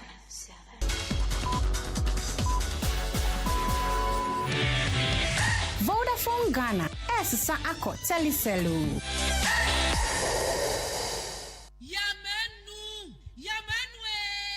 Ejaba boni di adwa ma wubi eti ya menu afa hin na mahwie fufuo ti ase dada minya wofo yi papa so ba fie ni anwie fufuo ya asam aba na so oben wadi fufuo edi mpreni ne mpresa da kro ba ye de ni ehwie fufuo a akode wo nwane adwa mo adwuma se me ne fie adwuma de mi ni fufuo kakra ba wo madie no ene wotu metwa ma da pasa aso wo kanya matire nyira wati ate na make am mebo a ebo de odi komum na se sia de obra to fufuo ai wo wadwo pam na wo ma siu na wutimu aba na wo sadade na wo temfra kwada ne nyina tuatwa make say ya need food sadaroma wo bia mani ye pa ya wa yam body fufuo ne mankani fufuo a wa ne powder wo de gu da kam kama ya yefra no need fufuo a enya no bi na masori ba ntilizi kama me di ye yo se bia ma me hwe oh e bia need fufuo a ye kama say body fufuo ne mankani fufuo papa bi na wo kan say twan e posim na ede na me so kan so ento simanu mpɛ no wa wie wo hwie wo kwa papa bi aguso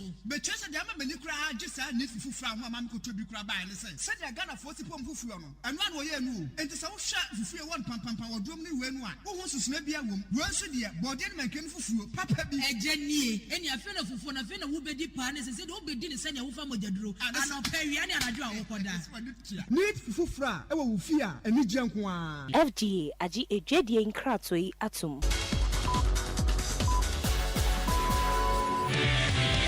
Vodafone Ghana, Essa Ako Telecelu.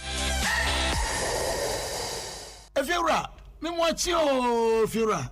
Yes on. Machi o Efiura. Efiura me chia wonye so. Hey, Ewura, enfase mam so. Wati? E ba force chia me. Mo yem no. Won so pepe. Hey, oh, wa fi. We dia me pese oni Fiura bekon. Efiura we dia ye kwa sori abo. Ewura de. Mo kwa sori. Ye ko paye. Ewura de ka soro ho a. Wati? E be se wo ba hwa wa kraba kumpo wunya. Onipa da sane timi koto this way chocolate drink no ne yire ne ma edi nsuo hie twabia nom anopa no wi a wasade bia hye fridge mu wo mako school pon a wasan ba be yia nom enu mpore se ne nka ne twaso mu pa ende erekore ne fie wura beti ha anopa dio awia dio enumre dia mo no makodew mo mame na mu wi a ma soro akotena so ndem se ye kosum ya Mesi na dia ya late nso miyanki kabinje fiera ya wi ya kwasere bo fate ke efiera wuti fia se light bi no water bi ba wuntua bi wo bo asa sika na fa koto this way chocolate drink na ba nom ka hwe me catch you play nya play fa say this way chocolate drink no metumi ato bi pa na so na me so mo ahwe wate e de me hia ne nsuohie na nsuohie so me ntoi se me bu fu a metumi ato bag mu a wate ye fiera we nko ade ma abunfu me koto mi nhwe efiera fi de ya bre ma abunfu bi munyam sumponie na mo ba ya trimodefo FGA Ade Akye Nkratoi atum Pepsodent die yenim se ade ba kwa yewo na ehun hia papa ne serie nanso ohawa ewo ho ne se wo wiase afa na nyina no woyi mofra mienu bia gina ho a won mu ba ko wo esin mu ntokro hawo Pepsodent wa ho den mapa a etumi bo esin ho ban enti amantokro bia ma esin mu Pepsodent serie bia ho hia FDA Ade Akye Nkratoi agye atumu se eye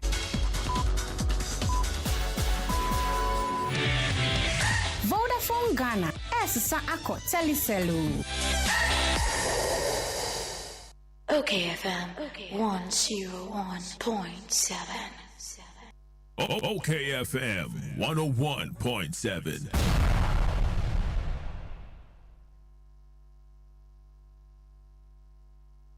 Okay, FM 101.7. Observe no about pounds manson 7 minutes after 10. Okay, 101.7 FM senior Ade Akye Abia. Yada so tin konwa so a na last week we kwada no na ye afi Valentine. Na enkrofo di Valentine no Emma Valentine now say yes. Or by ya near ready a man pa. Latest form. Season bia any de bia no latest form of boy emietum de hu wuramu yie. Said yes na fata. Antifiti last week ebe nyina no. Sofa. Ye latest form. Sofa. Hall nkonya papa asesi hall a. Ode sa atakwame net dan kra na wode sa sofa no akogu inside ya. And the beka say don't mind the body, mind the engine. Don't mind the atakwame net dan wuremu a. Be wonika. You always want to go in. Latest form V shape sofa no. Onkonya na yesesa na atro V no. Ebi wo papa na ne fe. Efe papa emutina de. Sa konwa no na se bisi o hola wa hwe yi a ompakura onkoda so. Moton kama. Emutina de. Do tinemu na so ka se wo chia ho atum kakra bi obetu ani na ade ache. Fa opportunity na so kwajo de. Ena ye wo sofa ni bi nso so eye L shape. Ani say alaji do wo me dan ho yi enra me kwosra no no. Mi hu say bi wo no eye brown efe papa eye L shape. Ni bo for 3,100 and a V shape no eye 6,500. Eye Valentine odo ebrenti and a latest form atete so sa no. Eye papa be che so so dia ma. Okay, 101 points. Fan konya passes and wo hall. Mona moto na ye ntem emma promotion enko na wie ye wa bra wonje wo de. Sisa odem nkonya. Na odem nye neat, enye fe, enye nika. Latest form na your partner for life. Care entrepreneurial skills training. Care entrepreneurial skills training. Now entrepreneurial skills unse nyame kura bo Adam de to Garden of Eden hono. O man ne sanu nyuma. Adam antwen se obi mi adwuma no nkonya binye. Wo ye wono ankasa adwuma. Nti ma Adam no skapa Abraham say ono to sa. Care entrepreneurial skills training ensanu nyuma entity ye ma ensanu adwuma sanu adwuma nkrofo de emfie ne sua no ye de dako ebe kirewo said ye sunflower cooking oil enu so ye wi a de yan say oni restaurant akasa no supply ma o sa chocolate bar betumi aye say Valentine ba ye nanka asore wo de agye wo mo eku awuwom wa ye chocolate de Amor mo de di Valentine no scar no ye betro say de ye ice cream, yogurt, soft drinks, brown sugar, perfume, paint, antiseptic, any parazone. Parazone ni di pa the power zone. Ye betro say nyema we na fe ya kireo said ye cake in so said ye rock bands and said ye bread pound on budo and spring rolls, samosa, donut, meat pie. A betro nina nebia ya kireo said ye sinyan emre mushroom and nam fish tio said ye fish. Enna said ye enwa da bi ayi adin emre emre mushroom emre so ye betro ni na said ye si ye no men ka say emre de okokwa emu a na wana de ni kosi ho na ye da na fifi ye da na pie wakwayem ye betro ni na no ye bi wo backyard ye wi ya sanso a kire said ye hand sanitizer. Said ye bar soap, said ye after wash, any shower gel. Care entrepreneurial skills training. And ye ma ye betcha wa udu any behu, say ye chiro, no. Ye be more pen drive ni book, ani na wom. de akira woni na na wi asanso am certificate. Training fee no 300 Ghana cedis. 300 Ghana cedis no enu amu na ye akira wade no enu amu na pen drive no ye de bema enu amu na book no nso ye de bema enu amu na certificate no ye de bema ntutua 300 no a uji training uji pen drive book any certificate. Care entrepreneur skills training ebeko so nyame ya adomo a memene da ye second match ochina na awotwe ochina memene ne na awotwe second match anopa 9 na ebeko so new Ashoma estate bridge near Vortic into the odru new Ashoma estate a woti entro bibia bridge no a ben Vortic ewo no 80 bridge obi abekere wo numbers a wo befre na wa register na nyame ya adomo a ochina na awotwe second match wa battre ni ibi 0543 48 62 50 0543 48 62 50 and 0543 48 62 50 0543 48 62 50 Care entrepreneurial skills training bray na beje ensanunuma entete na embo pumasibre papa na fobobra 14 minutes after 10 Ade Akye Abia live on OK 101.7 FM. Na yade enkomo ebesie na akakra yama ye musama yade best entertainment atwa muso yi na yese ya na enkomo we de tam kopa nka yedi yi kedi papa Obanyima Hanabisi no wajigan wa toroto se mulumuli amwa kasapa wasi peace council asomdwe batabuoku ewo oman mu Amoh bia megina bebi nka nkire wo mo NDC fo se wo mo nche wo mo ho so wabra chiniyamma bi ye tata wo mo wodi hwe December election yi die wa wunimu obetu ani die si tiniyama nyoku NDC maso se ubedi akokroko ne mranto ne akakabe nsema kire wo mo no kaish enu disi wo metu odoher sha udisi wo metu hey ode ba wo de beba on pese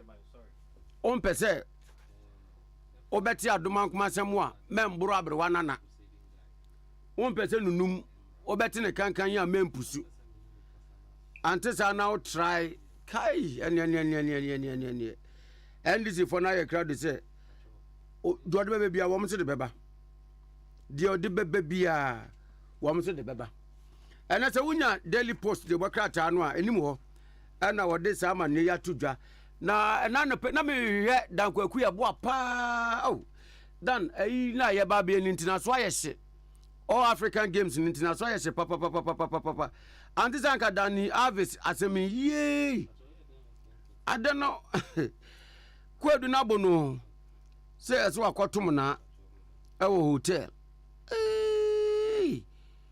ye kadamba yanke oh yasi adena bono players yin so eja ska wo mu jakesa kese sente bedi wo mu nsemu a wonse omu de omu mfanye wanfa ntoka na ode koguru medamase anyway after for 17 minutes after 10 we dia mintin komadi tew enfiri omra yede enasom no kakrakra ebe wieye yane openi Daniel Kodwo Ajiman a wo ye late nkwatiahene niakuma a wo ye senior elder of Yadomasena Royal Family wo ko nkwati adwetwe nkomo enche na nkomo ye ne boye no ena nana osesafo kantanka wotoso mienu adontenhene ɛwɔ kwawun kwatia nana ate nkomo yi a yɛpɛsɛ bisa nana nso so ɛfa na aka no wɔm to so dia ɛwom okay 101.7 FM sini nana ona so ya moachia no pay Regime so bro yo nana we dia yasi kuma mbisa openi se na pom te sen de dan so we dia nana wonam mesre bisa kakra se apom bɔkɔ de Yankopɔn dom ene mo mpaebɔ fie wo ho ya da nyame ase yo enkomo bi kukuru yi e woni crusading guard de bɔkrata mu ama na ye de ubofo ne nsamtrafo de ne afi se akotodin nkotia hensem akotodin ama asomdwe adwebere waba nanso ne crusading guard de bɔkrata ne de bai front page se sa nkotia hensem no enjo sa akwese bola suja esi bufra ene se ne opini Daniel Kojo Agyeman yo ya oye nkotia hene a woye ne baby ko no aso bi adom ni nua kuma yene ne bonkomo kire mu se se de dobo krata ne de baaye no ente saa enframanfa akwun kutia hensem enkoto din okawie ne se eja yasi mori guchensi mu ne sija so a ye kako benkum ni nifa na eben nti mayenko adonten hene wai na yembisa adonten hene se nkomo aye bo ye sa na tie ana entisa na no adaroma yo le dama se okay FM some so mama ye sa kwanyai na mantie owuraje man nkomo no amfiri asase and sending nkomo bonuna no bi frɛ me sɛ nkomo bi sa ekoso enti no de asɛm na asie na ni ade enti Thailand no kakra bi enti minnim asɛnko a ɔkae de enti gawo bi timi mu kakra na wagina asɛm bi so ananka me nso matimi abua wasɛm ni yi ama mpakyɛw yo na we de wadawro ma se me bo yankoma twetwe ne tofa yo wakire mu se adwebrew de mai nkotia ehensem ho yo na amamra ni amane a efa bi aye ede odehye bi se bi ne to aka akonwa no wo mo de wo mo mfoa so esanse oni no we de fa che me se me ka oni no se de na nase no odehye no won se odi ade ama National House of Chiefs kra ne EPM antam de kra agi atum nanso so wo de wo munyintum sa yo ora beda se ono Mr. Jimai beka so wonyintum de eyo ono no ka sa so wonyintum ebia na ogire nipa bia na mu no ka na sa enti okasa se onyintum a well ono anasem it is for him to prove nia entia o se odehie no a yede na sie akonwa so no onyo odehie na enti on fata se odi akonwa no it is for him to prove nia ordinam kan say de eye me se radio so na obi ka se obon from ahyew obi be kan say hot air na obo efa ensem a won kwatia no ho ono ene abusuako a ogina wo mana mu no empaja asasem yi wo baabi a eda no dia yeteteye a oka ho asem enei akoye nyina na kakra na me kansa asem no mpo wo court a ebia okogina nimu am yedi na ya hwe ne awomo ka no se ye nokre ana se nye nokre we de munkogina court mujina paper mu ena mujina radio so ena moka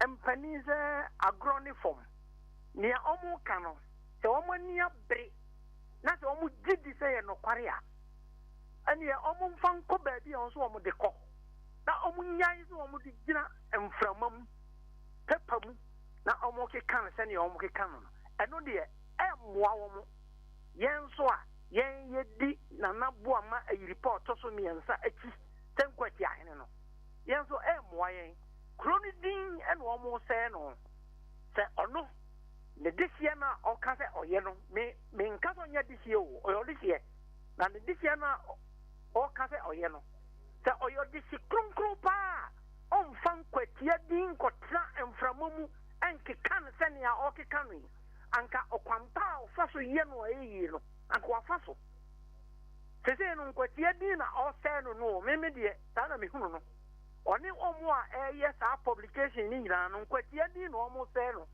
eye omo say na na bo ama report so miensa enyo no omo say no na omo say kwetia din na se wo so gira omo kwetia ensam saa no unni akire na okwampa wo so faso no bibu misaji ma pa de oye abusua no mu pani na se nka pani pa de nka ni wo se oye ne niam se ne oye no emi ya se me ka saa se mu ese nanka minim se owo kwampa pa bi a obefa so amia ye saa niam na o ka no se ye no kware mpo a so ho ba se ye nkwatia na wo ton no enye na na bo ma yiri pa ye de na sise nkwatia hene no enye no na wo se no nkwatia no a wo se wo eda wakoma so na wo ye odese e makro no na se o kika sa ansem wi wo kira me eye me ya pa se o ye sa na odi sa bi nanim na okwan pa wo so fa so na se ne o kare ye no kware kura na ye be gira so agye edi no onfa sa kwa no so na o di ensam no egro atopresa no eye me ya pa eti mi de minim no se na na bo ma report so miensa ye di na si se kwatia hene prekope na se asuna history no senia o kanu no se wa komu yie pa senia ono ka se oni mu no a anka on kanu senia o kanu no because asuna busua no eso abanku a di akonnwa no meye yie no em se wo mu buo mo ni eguso wo mu buo mo ni eguso se abanku no de omo de akonnwa na bo mo kra anzo emu nipa ni bi na asore nne apie te se na na bo ma report so miensa abedi nkwati ahene na se wo mu se odi akonnwa no enye yi a okwampa ya faso no ewo ho ye omo faso na baabia omo di na nabo ma beko no ye di na chi no ye beba na enokre kuna ye nso ye nimu no ye nso abeka enokre ni omo gwa na nimu o ni omo gwa na nimu ye nyina nim nokre no na eye me se ebi no mu ahyeda buo mo ni egu nokware no so ena omo peso mo ka entina omo to na nabo ma ho ayampia no den no so de semi tiasie eni nia minim efa nkwatia akonnwa ho no ye masa ansem no a enye nokware no ye manu medi hini wo krum ha asem a enye nokware nge medi hini wo nkwatia krum ha ene otena nso ka ho eti nia ye nimu no baabia ye be frɛ ye be kwakoka eti omo mfa ye nko baabia ye be frɛ sa asem no na ye nkoka no ho ne ye hunu mu nokware no munyai so omo tu futrogu engrofo ani no eno de emu obia nkwatia edi ena omo se no na so omo se nkwatia do omo akoma so se asunafo edi kwatia konwa no edia ene de omo ye no munyai no kwampa wo ho no omo mfa so na ye nyina be fa so na yakopie baabia enokre ne da na asumdue kuna omo ka se eni nkwatia no na ba enipa na di sa de we ya chi no omu nyina ti abrochire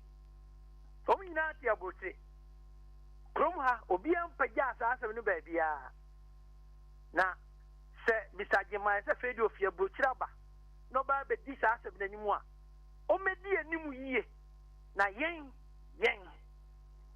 ba bi obe frɛ no ye beba yen ya edi na nabo amachi senkwati ahene no ba bia obe frɛ na nabo ama se ye ka case ni ho se ye nka ho ye bedi na nabo amachi aba na nokura yen so ye nimu ni abeka ye de tunse ni ani ekari ni ehunu de odi akonwa na eyi a ni ye de ama no na sabre yi de ni ye nim ne se na na boa mayiri pa otoso miensa ono na ye nkwati ahene osan ye kwausa na ahene ye wie case no na ne beda sia no pe wie efofo bia ne ekire me pacho da bi anu de se de makan answer questions no dia ene na me so medam ase pa tamote ye mo anye mu na mo chekire mu amenaba ye mestre mu ba ko ne se Debi biara obi abeba ho se woni mo be kan se bia na bigi no mom pe kwan na mom frɛ ye mienu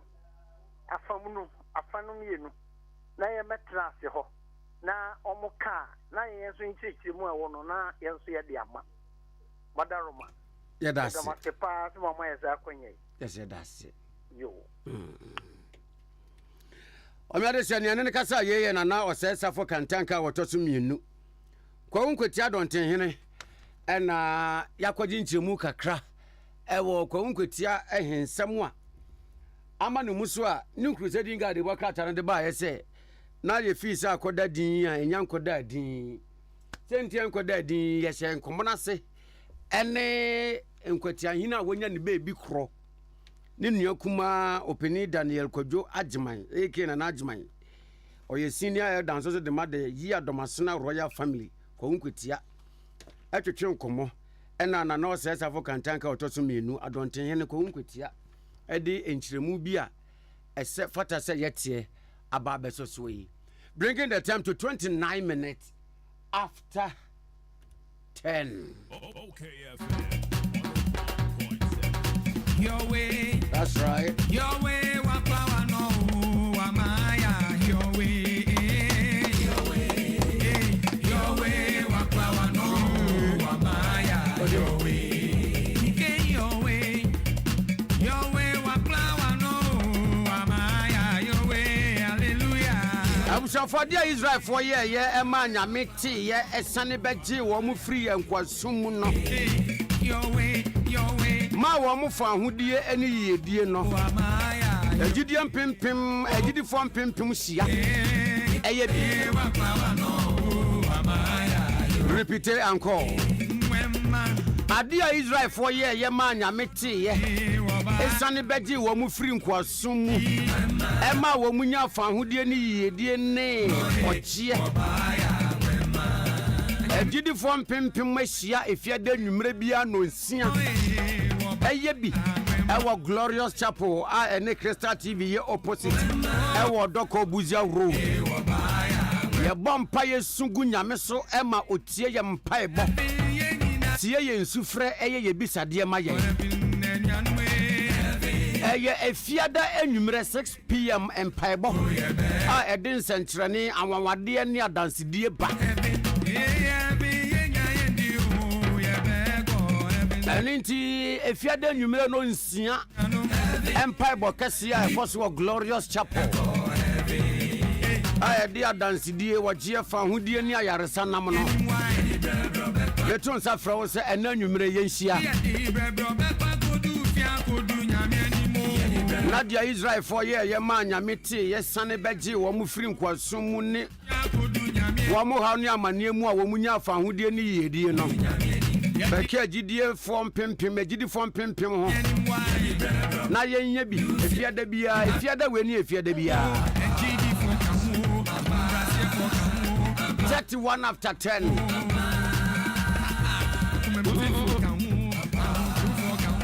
On the brighter side of life, happy birthday to Samuel Adotei Wache Backman aka Dada Olise Every woman me ene woma Mama, happy birthday. And happy birthday to Reverend Sam Crunchy Ankra, the Apostle General of Royal House Chapel International. Message in said we wish you good health and prosperity.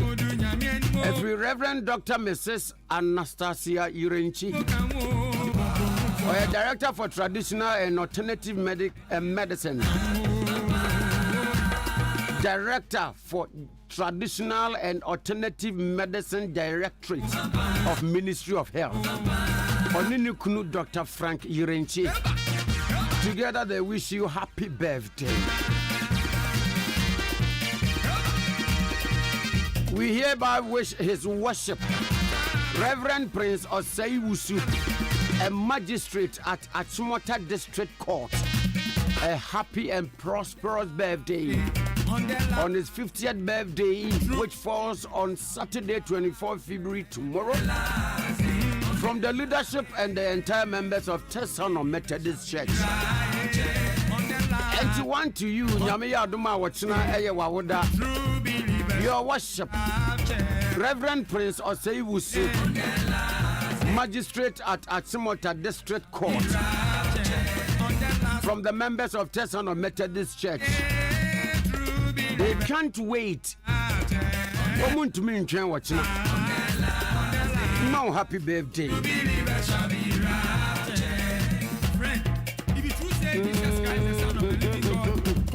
From Mrs. Mavis Osei Wusu and the children, Adwen Shira Afra Osei Wusu, Penny Osei Wusu, Kakra Osei Wusu, Omuna were United States of America. Womonso Emma, His Worship Reverend Prince Osei Wusu, a magistrate at Timota District Court. Happy and prosperous birthday. Happy and prosperous 50th birthday. I was from Chief Captain Field Marshal Ohenenana Kwame Amor. On behalf of Dr. Father Dixon, Lawyer Kennedy Asante was saying, as a Kwame Usi Diomia Bige Ashley, woman of faith, a Jari Arafat,